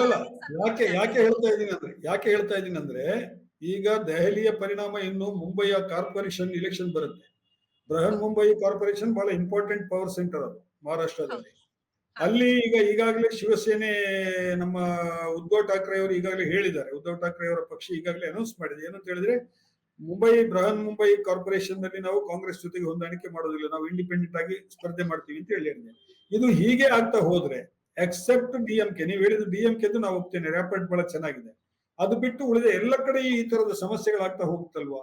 ಇಂಡಿಯಾ ಒಕ್ಕೂಟ ದುರ್ಬಲ ಆದ್ರೆ NDAಗೆ ಇನ್ನಷ್ಟು ಸುಲಭ ಅಲ್ವಾ ಅಧಿಕಾರವನ್ನು ಮುಂದುವರಿಸಿಕೊಂಡು ಹೋಗೋದಕ್ಕೆ? ಸೊ ಡೆಫಿನೆಟ್ಲಿ ಈಗ ನೋಡಿ, ಶಿವಸೇನೆ ಕೂಡ ಅಂತಿಂತ ಪಾರ್ಟಿ ಅಲ್ಲ, ಬಹಳ ಪವರ್ಫುಲ್ ಪಾರ್ಟಿ. ಅವರ ಒಂದು ಇಚ್ಛೆ ಇದ್ರೆ if they want to go independent, ನಾವ್ ಯಾರು ಅಲ್ಲ ಅವ್ರನ್ನ ಫೋರ್ಸ್ ಮಾಡೋದಕ್ಕೆ, ಅಲ್ವಾ ಸರ್? ಅವರಿಗೆ ಏನು ಪಾರ್ಲಿಮೆಂಟ್ ಅಲ್ಲಿ ನಾವು ಬೇಕಿತ್ತು, ಮತ್ತೆ ಸ್ಟೇಟ್ ಅಲ್ಲಿ ನಾವು ಬೇಕಿತ್ತು. ಅವರು ಕೋalition ಅಲ್ಲಿ ಇದ್ರು. ಇವತ್ತು ಅವರು ಇಂಡಿಪೆಂಡೆಂಟ್ ಆಗಿ ಮಾಡ್ತೀವಿ ಅಂದ್ರೆ ಅವರನ್ನ ತಡೆಯುವಂತಹ ಯಾವ ಅಧಿಕಾರ ಯಾರಿಗೂ ಇಲ್ಲ, ನಮಗೂ ಇಲ್ಲ. ಅಥವಾ ಇವತ್ತು ನಿತೀಶ್ ಬಾಬು ಅವ್ರು ಬಿಟ್ಟು ಹೋದಾಗ ಬಿಜೆಪಿಗೂ ಆ ಒಂದು ಅಧಿಕಾರ ಇರ್ಲಿಲ್ಲ. ವಾಪಸ್ ಅವ್ರು ಸೇರಿದ್ರು, ಅವಾಗ ಸೇರಿಸ್ಕೊಂಡ್ರು. It's as simple as that sir. ನನ್ ಪ್ರಕಾರ ಅಲಯನ್ಸ್ ಬಗ್ಗೆ ಮಾತಾಡುವಾಗ ಎಲ್ಲರೂ ಕಾಂಗ್ರೆಸ್ನೇ ಬ್ಲೇಮ್ ಮಾಡ್ತಿರ್ತಾರೆ. I don't understand why. ಇದೇ ರೀತಿ ಬಿಜೆಪಿಯ ಎಕ್ಸಾಂಪಲ್ಸ್ ಹಲವಾರು ಕೊಡ್ಬೋದು. ಬಟ್ ಕಾಂಗ್ರೆಸ್ ಹಳೆ ಪಕ್ಷ ಆಗಿದ್ರಿಂದ, ಜೊತೆಗೆ ಅತಿ ಹೆಚ್ಚು ರಾಜ್ಯಗಳಲ್ಲಿ ಈ ಹಿಂದೆ ಏನು ನಮ್ಮ ಅಧಿಕಾರ ಅತಿ ಹೆಚ್ಚು ಸಮಯ ನಡೆದಿರೋದ್ರಿಂದ, ಕಾಂಗ್ರೆಸ್ ಪಕ್ಷದಿಂದ ಜನಕ್ಕೆ ಇರುವಂತಹ ಎಕ್ಸ್ಪೆಕ್ಟೇಷನ್ ಜಾಸ್ತಿ ಇರೋದ್ರಿಂದ ಈ ಒಂದು ಪ್ರಾಬ್ಲಮ್ಸ್ ಫಸ್ಟ್ ಕಾಂಗ್ರೆಸ್ ಕಾಣುತ್ತೆ. ಕಾಂಗ್ರೆಸ್ ರಿಜಿಡ್ ಅನ್ಸುತ್ತೆ, ಕಾಂಗ್ರೆಸ್ ಇಂದಾನೇ ಪ್ರಾಬ್ಲಮ್ಸ್, ಕಾಂಗ್ರೆಸ್ ಅಲಯನ್ಸ್ ಪಾರ್ಟ್ನರ್ ಎಲ್ಲ ಬಿಟ್ಟು ಹೋಗ್ತಿದ್ದಾರೆ. ಇಲ್ಲ ಮೇಡಮ್, ನಾನು ಏನ್ ಹೇಳ್ತೀನಿ ಅಂದ್ರೆ, ಈಗ ಬಿಹಾರದಲ್ಲಿ ಆತರ ಇದ್ರೆ, ಇಲ್ಲಪ್ಪ ನಿತೀಶ್ ಕುಮಾರ್ ಅವರೇ ನಿಮ್ಗೆ ಅಷ್ಟು ಸೀಟ್ ಕೊಡ್ಲಿಕ್ಕೆ ಬರಲ್ಲ, ನಾವು ಕೊಡೋದಿಲ್ಲ ಅಂತ ಹೇಳ್ಬಿಟ್ಟು ಕಿತ್ಕೊಂಡು ಹೋಗ್ಬೋದಾಗಿತ್ತು. ಬಿಜೆಪಿ ಅವರು ಮಾಡ್ಲಿಲ್ಲ ಅದನ್ನ. ಅವ್ರಿಗೆ ಗೊತ್ತು ನಿತೀಶ್ ಕುಮಾರ್ ಜೂನಿಯರ್ ಪಾರ್ಟ್ನರು ಬಹಳ ದುರ್ಬಲರಾಗಿದ್ದಾರೆ ಇತ್ತೀಚೆಗೆ, ಅದು ಕೂಡ ಗೊತ್ತು ಅವರಿಗೆ. ಆದ್ರೆ ಅವರು ಬಹಳ ಬುದ್ಧಿವಂತಿಕೆಯಿಂದ ಆಕ್ಟ್ ಮಾಡಿದ್ರು. ಗಣೇಶ್ ಅವರು ಅವಾಗ ಅದನ್ನೇ ಹೇಳಿದವರು, ಗಣೇಶ್ ಅವರು ಕೂಡ. ಇಲ್ಲಿ ನೋಡಿ, ಬಿಜೆಪಿಯಲ್ಲಿ ಮೋದಿ ಅವರ ಚೇರ್ನ ಉಳಿಸಕ್ಕೋಸ್ಕರ ಅವರು ಆ ಕೆಲಸನ ಮಾಡ್ತಾರೆ. ನಮ್ಮಲ್ಲಿ ನಮಗೆ ಮುಖ್ಯ ನಮ್ಮ ಸಂಘಟನೆ ಇವತ್ತು ಬಲ ಆಗ್ಬೇಕು. ಅದಕ್ಕೆ ನಾವು ಇವತ್ತು ಸೀಟ್ಸ್ ಅಲ್ಲಿ ಯಾವುದೇ ರೀತಿ ಕಾಂಪ್ರಮೈಸ್ ಮಾಡ್ಕೊಳ್ದಿರಾ, ಯಾವುದೇ ರೀತಿ ಅಲ್ಲ, ಎಷ್ಟು ಮಾಡ್ಕೋಬಹುದು ಅಷ್ಟು ಆ ಮಟ್ಟಿಗೆ ನಾವು ಕೂಡ ರೆಡಿ ಇದ್ವಿ. ನಮಗೆ ಸಂಘಟನೆ ಮುಖ್ಯ. ಇವತ್ತು ಪ್ರತಿಯೊಂದು ರಾಜ್ಯದಲ್ಲೂ ಏನು ಬಲಹೀನ ಆಗಿದೆ ಹಲವಾರು ರಾಜ್ಯಗಳಲ್ಲಿ ಕಾಂಗ್ರೆಸ್, ಅದನ್ನ ಕಟ್ಟೋದು ನಮ್ಗೆ ಬಹಳ ಮುಖ್ಯ. ಅಲ್ಲಿ ನಿತೀಶ್ ಕುಮಾರ್ ಅವ್ರು ಇಲ್ಲ ಅಂದ್ರೆ ಮೋದಿ ಅವರ ಚೇರ್ ಅಲ್ಲಿ ಒಂದು ಏನು ಕಾಲು ಕಟ್ಟಾದಂಗೆ. ಸೊ ಅವರು they don't have a choice. ಅವರು ಸೆಂಟ್ರಲ್ ಗವರ್ಮೆಂಟ್ ಅಲ್ಲಿ ಇದ್ದಾರೆ ಸರ್, ಅವ್ರ ಚಾಯ್ಸ್ ಇಲ್ಲ. ಎಲ್ಲ ಕಡೆ ಕಾಂಪ್ರಮೈಸ್ ಮಾಡ್ಕೊಳ್ಳೇಬೇಕು, ಕೋalition ಅಲ್ಲಿ ಹೋಗ್ಲೇಬೇಕು. ಇಲ್ದಿದ್ರೆ ಮೋದಿ ಅವರೇ ಪ್ರೈಮ್ ಮಿನಿಸ್ಟರ್ ಕೂತ್ಕೊಳ್ಳೋಕೆ ನಿತೀಶ್ ಕುಮಾರ್ ಇಲ್ಲ ಅಂದ್ರೆ, ಚಂದ್ರಬಾಬು ನಾಯ್ಡು ಇಲ್ಲ ಅಂದ್ರೆ, so they have to compromise. as simple as that. ಈಗ ನಿಮ್ಮ ಪ್ರಕಾರ ಈ ದೆಹಲಿಯ ಚುನಾವಣೆಯ ಫಲಿತಾಂಶದ ಬಳಿಕ ಇಂಡಿಯಾ ಒಕ್ಕೂಟದಲ್ಲಿ ಉಂಟಾಗಿರುವಂತಹ ಈ ವೈಮನಸ್ಯ ಏನಿದೆ, ಅದು ಜಾಸ್ತಿ ಆಗುತ್ತಾ, ಕಡಿಮೆ ಆಗುತ್ತಾ, ಅಥವಾ ಕಾಂಗ್ರೆಸ್ ಅದಕ್ಕೆ ಏನಾದ್ರೂ ಬೇರೆ ದಾರಿಯನ್ನ ಹುಡುಕೊಳ್ಳುತ್ತಾ? ಯಾವ ತರ ನಿಭಾಯಿಸಬಹುದು ಕಾಂಗ್ರೆಸ್ ಇದನ್ನ? ಕಾಂಗ್ರೆಸ್ ಈಗ ದೆಹಲಿ ಚುನಾವಣೆ ನಂತರದ ದೆಹಲಿ ಚುನಾವಣೆಯ ಫಲಿತಾಂಶದ ಬಳಿಕ ಇಂಡಿಯಾ ಒಕ್ಕೂಟದಲ್ಲಿ ಹೆಚ್ಚಾಗ್ತಾ ಇರುವಂತಹ ಅಪನಂಬಿಕೆ ಇದೆಯಲ್ಲ, ಇದನ್ನ ಬ್ಯಾಲೆನ್ಸ್ ಮಾಡೋದಕ್ಕೆ ಅಥವಾ ಹೊಂದಾಣಿಕೆ ಮಾಡೋದಕ್ಕೆ ಕಾಂಗ್ರೆಸ್ ಯಾವ ತರ ಕೆಲಸ ಮಾಡಬಹುದು? ಸರ್, ಅದಕ್ಕೆ ಲೀಡರ್ಸ್ ಇದ್ದಾರೆ ಖಂಡಿತ.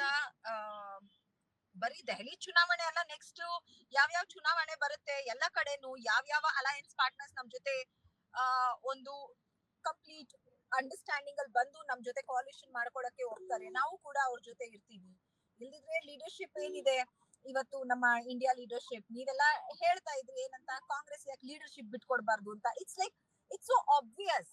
ಹೈಯೆಸ್ಟ್ ವೋಟ್ ಶೇರ್ ಯಾರಿಗಿರುತ್ತೆ, ಹೈಯೆಸ್ಟ್ ಸೀಟ್ಸ್ ಯಾರು ಗೆಲ್ತಾರೆ, ಅವರೇ ಲೀಡರ್ಸ್ ಆಗೋದು. ಯಾವುದೇ ಪ್ರಶ್ನೆಗಳು ಯಾಕೆ ಬರುತ್ತೆ ಅಂತಾನು ನನಗೆ ಗೊತ್ತಿಲ್ಲ.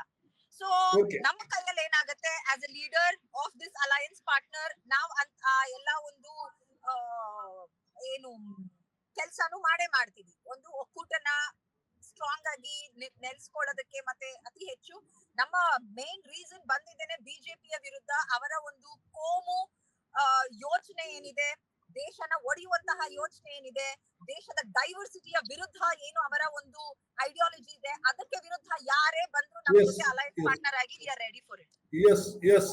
ಗಣೇಶ್ ಅವರೇ, ನಾವು ಈಗ ನನ್ನ ಫೋಕಸ್ ಇರೋದು ದೆಹಲಿ ಚುನಾವಣೆ ಮತ್ತು ಇಂಡಿಯಾ ಒಕ್ಕೂಟ.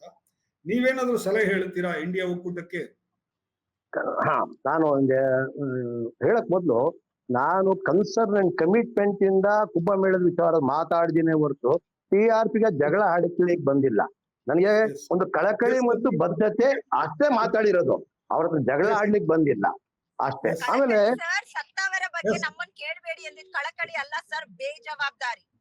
ಎಸ್ ಇರ್ಲಿ ಬಿಡಿ ದುರಾಡಳಿತ ಅದು ಮಾತು ಮೇಡಮ್ ಅದು ಬಿಡಿ. ನಿಮ್ಮ ಮನಸ್ಸಿಗೆ ನಿಮ್ಮ ಕಣ್ಣಿಗೆ ಹಂಗ್ ಕಂಡ್ರೆ ನಾನೇನು ಮಾಡಕ್ಕಾಗಲ್ಲ. ನನ್ನ ಜವಾಬ್ದಾರಿಯನ್ನು ಅಲ್ಲಲ್ಲ ಮನುಷ್ಯಗಳು ಅದೇ ತಪ್ಪು. ನನ್ನ ಕಳಕಳಿಯ ಮಾತನ್ನು ನಿಮ್ಮ ಇಂಡಿಯಾ ಒಕ್ಕೂಟದ ಕಥೆ ಇದೇನೆ ಅಲ್ಲ, ಇಂಡಿಯಾ ಒಕ್ಕೂಟದ ಅಲ್ಲ, ನೀವು ಇಂಡಿಯಾ ಒಕ್ಕೂಟದ ಕಥೆನೂ ಇದೇನೆ ಮೇಡಮ್, ಇಂಡಿಯಾ ಒಕ್ಕೂಟದ ಕಥೆನೂ ಇದೇನೆ ಅಲ್ಲ, ಇಂಡಿಯಾ ಒಕ್ಕೂಟದ ಕಥೆನೂ ಇದೇನೆ. ಸ್ವಲ್ಪ ಇರ್ರಿ ಮೇಡಮ್, ನೀವು ಮಾತಾಡೋಗೆಲ್ಲ ಕೇಳದ್ನಲ್ಲ, ಅಲ್ಲ ನೀವು ಮಾತಾಡೋಗೆಲ್ಲ ಕೇಳದ್ನಲ್ಲ, ಇರ್ರಿ ಮೇಡಮ್, ಶಾಂತವಾಗಿ ಕೇಳಿ. ನೋಡಿ ಸರ್, ದೆಹಲಿ ಚುನಾವಣೆಯಲ್ಲಿ ಅಲ್ಲ ನೋಡಿ, ಇಂಡಿಯಾ ಒಕ್ಕೂಟದ ವ್ಯವಸ್ಥೆಯಲ್ಲಿ ಕಾಂಗ್ರೆಸ್ ಪಕ್ಷ ಗ್ರ್ಯಾಂಡ್ ಓಲ್ಡ್ ಪಾರ್ಟಿ ಅಂತ ಹೇಳಿದ್ರು. 140 ವರ್ಷ ಇತಿಹಾಸ ಇರತಕ್ಕಂತ ಪಕ್ಷ ದೇಶದಲ್ಲಿ ಇರತಕ್ಕಂತ ಎಲ್ಲಾ ರಾಜಕೀಯ ಪಕ್ಷಗಳನ್ನ ಮುನ್ನಡೆಸಿಕೊಂಡು ಹೋಗದಿದ್ದರೆ ಕೈ ಅವ್ರ ಸಿಂಬಲ್ಲು, ಆ ಸಿಂಬಲ್ ಅಲ್ಲಿ 5 ಬೆರಳನ್ನು ಸರಿಯಾಗಿ ಇಟ್ಟುಕೊಳ್ಳದಿದ್ದರೆ ಮೊಂಡು ಕೈ ಆಗುತ್ತದೆ, ಕೈಗೆ ಬೆಲೆ ಇಲ್ಲ. ಕೈ ಸಿಂಬಲ್ ಅವ್ರದ್ದು 5 ಬೆರಳಿಗೂ ಸಮಾನವಾದಂತ ಒಂದು ಬೆಲೆ ಕೊಡಬೇಕು. ಕಿರುಬೆರಳ ಬಿಟ್ಟಾಕೋ, ಹೆಬ್ಬೆಟ್ಟ ಪ್ರಯೋಜನ ಇಲ್ಲ, ಮಧ್ಯದ ಬೆರಳ ಉಂಗುರ ತೊಳ್ಕೊಳ್ಳುತ್ತೆ. ಈ ರೀತಿಯ ಚಿಂತನೆಯನ್ನ ಬಿಟ್ಟು ಇಂಡಿಯಾ ಒಕ್ಕೂಟದ ದೊಡ್ಡ ಭಾವನೆಯನ್ನು ಬೆಳೆಸ್ಕೊಳ್ಬೇಕು. ಅದಿದ್ದರೆ ಕೈ, ಇಲ್ಲಾಂದ್ರೆ ಮೊಂಡು ಕೈ. ಆ ಮೊಂಡು ಕೈ ನಾನು ಇಷ್ಟಪಡಲ್ಲ, ಯಾರು ಇಷ್ಟಪಡಲ್ಲ. ಹಾಗಾಗಿ ಇಂಡಿಯಾ ಮಣ್ಣು ಯಾಕೆ ಕೋಪ ಮಾಡ್ಕೊಳ್ತೀರಾ ಮೇಡಮ್ ಅವರೇ? ನೀವು ಕೋಪನೇ ಮಾಡ್ಕೊಳ್ತೀರಲ್ಲ ಮೇಡಮ್, ಬರೀ ಕೋಪನೇ ಮಾಡ್ಕೊಂಡು ಮಾತಾಡ್ತೀರಾ, ಇಳ್ಕೊಂಡಿದ್ದೇ ಮಾತಾಡ್ತೀರಲ್ಲ ಮೇಡಮ್, ತಪ್ಪದು. ಇನ್ನೊಬ್ರು ಭಾವನೆ ಗೌರವಿಸಿ ಇನ್ನೊಬ್ರು ಮಾತು ಕೇಳಿ ಮೇಡಮ್. ನೀವು ಜಗಳಕ್ಕೆ ಬೀಳ್ತೀರಲ್ಲ, ಯಾಕೆ? ನೀವು ವಿದ್ಯಾವಂತರು ತಿಳುವಳ್ಕೊಳ್ತೀರಲ್ಲ, ಇದು ಒಳ್ಳೆ ಬೆಳವಣಿಗೆ ಅಲ್ಲ ಮೇಡಮ್. ನೀವು ಇಂಡಿಯಾ ಒಕ್ಕೂಟದಲ್ಲಿ ಇಂಡಿಯಾ ಒಕ್ಕೂಟದ ತರ ಆಡ್ಬೇಡಿ, ಇಂಡಿಯಾ ಒಕ್ಕೂಟದ ತರ ಆಡ್ಬೇಡಿ. ಕಮಿಂಗ್ ಟು ದಿ ಕನ್ಕ್ಲೂಷನ್, ನಾವು ಕೊನೆಯ ಹಂತದಲ್ಲಿದ್ದೀವಿ ನಾವು ಚರ್ಚೆ. ಇಂಡಿಯಾ ಒಕ್ಕೂಟದ ತರ ಆಡ್ಬೇಡಿ. ನಂಜನಗೌಡ್ರೆ, ನಿಮಗೆ ಏನ್ ಅನಿಸ್ತದೆ? ಒಂದು, ದೆಹಲಿಯ ಒಂದು ಚುನಾವಣೆಯ ಬಳಿಕ ಇಂಡಿಯಾ ಒಕ್ಕೂಟದಲ್ಲಿ ಇನ್ನಷ್ಟು ಒಳಗಡೆಯ ಘರ್ಷಣೆಗಳು ಜಾಸ್ತಿ ಆಗುತ್ತೆ ಅಂತ ಅನಿಸ್ತದೆ. ಒಂದು, ಇದನ್ನ ನಿಭಾಯಿಸೋದಕ್ಕೆ ಕಾಂಗ್ರೆಸ್ ಏನ್ ಮಾಡಬಹುದು?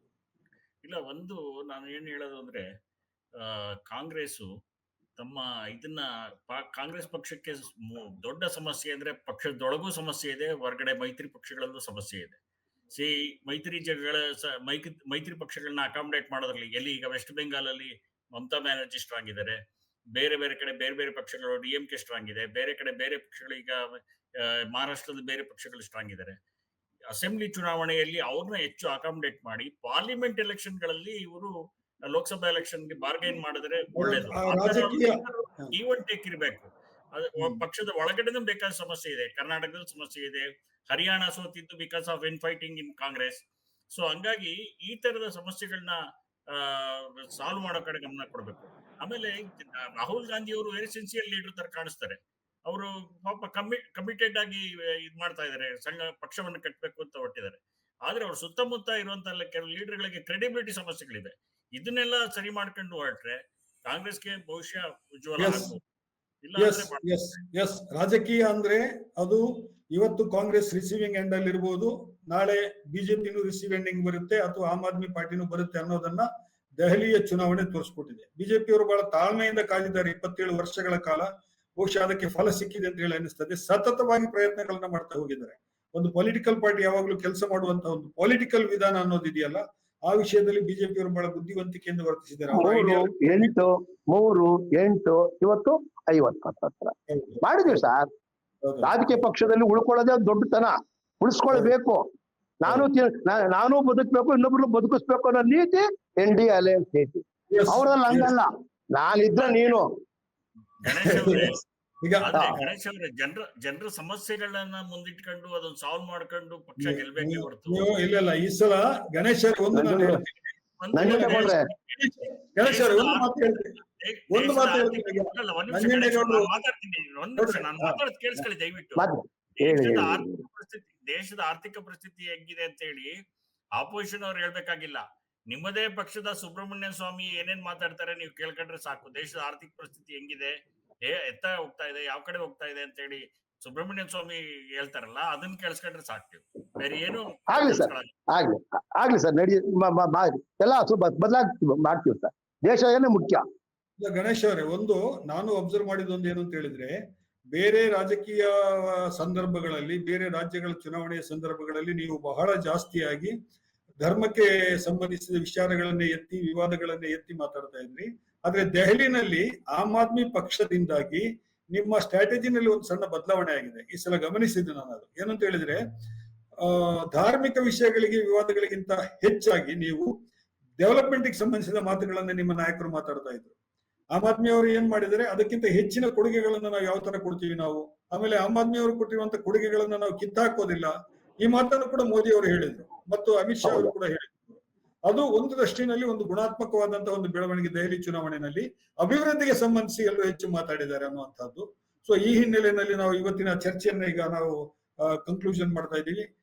ನಮ್ಮ ಇವತ್ತಿನ ಒಂದೇ ಮಾತು, ಎಸ್, ಆಮ್ ಆದ್ಮಿ ಪಾರ್ಟಿ ಸೋತಿದೆ, ಆದ್ರೆ ಅವ್ರು ಆರಂಭಿಸಿದಂತ ಜನಪ್ರಿಯ ಕಾರ್ಯಕ್ರಮಗಳು ಫ್ರೀ ಬೀಸ್ ಅದು ಗೆದ್ದಿದೆ ದೆಹಲಿ. ಹೌದು, ಅದು ಈಗ ಇಲ್ಲ, ಅನಿವಾರ್ಯ ಆಗಿದೆ. ಈಗ ಅದು ಇನ್ನೊಂದು ಹೊಸ ಚರ್ಚೆಯನ್ನು ಹುಟ್ಟಾಗ್ತದೆ. ಹೀಗೆ ಉಚಿತವಾಗಿ ಕೊಡ್ತಾ ಹೋದ್ರೆ ಎಲ್ಲಿಗೆ ಹೋಗ್ತೀವಿ ನಾವು ಎಲ್ರು ಅನ್ನುವಂಥದ್ದು. ಈಗ ಒಂದೊಂದು ಪಕ್ಷನೂ ಕೂಡ ಪೈಪೋಟಿನಲ್ಲಿ ಶುರು ಮಾಡಿಬಿಟ್ಟಿದೆ ಈಗ ಕೊಡೋದಕ್ಕೆ.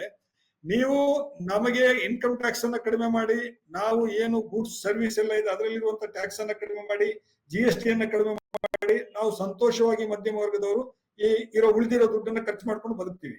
ನೀವು ಈ ಕಡೆ ಒಂದ್ ಕಡೆಯಿಂದ ಟ್ಯಾಕ್ಸ್ ಅನ್ನ ಎಲ್ಲರೂ, ಬಿಜೆಪಿ ಅಂತ ಹೇಳಿ, ಕಾಂಗ್ರೆಸ್ ಅಂತ ಹೇಳಿ ಅಲ್ಲ, ಎಲ್ಲೆಲ್ಲ ಯಾರೆಲ್ಲ ಸರ್ಕಾರ ಮಾಡ್ತಾ ಇದ್ದಾರೆ, ಟ್ಯಾಕ್ಸ್ ಇದು ಜಾಸ್ತಿ ಆಗ್ತಾ ಇದೆ.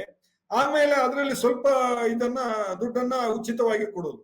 ಈಗ ಕರ್ನಾಟಕ ಸರ್ಕಾರದ ಉದಾಹರಣೆ ಇದೆ ನಮ್ಮ ಮುಂದೆ, ಅದು ದೊಡ್ಡ ಚರ್ಚೆ ಆಗುತ್ತೆ. ನನಗೆ ಭವ್ಯ ಅವರಿದ್ರೆ ಮತ್ತೆ ಚರ್ಚೆ ಮುಂದುವರಿಯುತ್ತೆ. ಇಲ್ಲಿ ಇನ್ನೊಂದು ದಿವಸ ನಾವು ಅದನ್ನು ಚರ್ಚೆ ಮಾಡೋಣ, ಉಚಿತ ಕೊಡುಗೆಗಳಿಗೆ ಸಂಬಂಧಿಸಿ.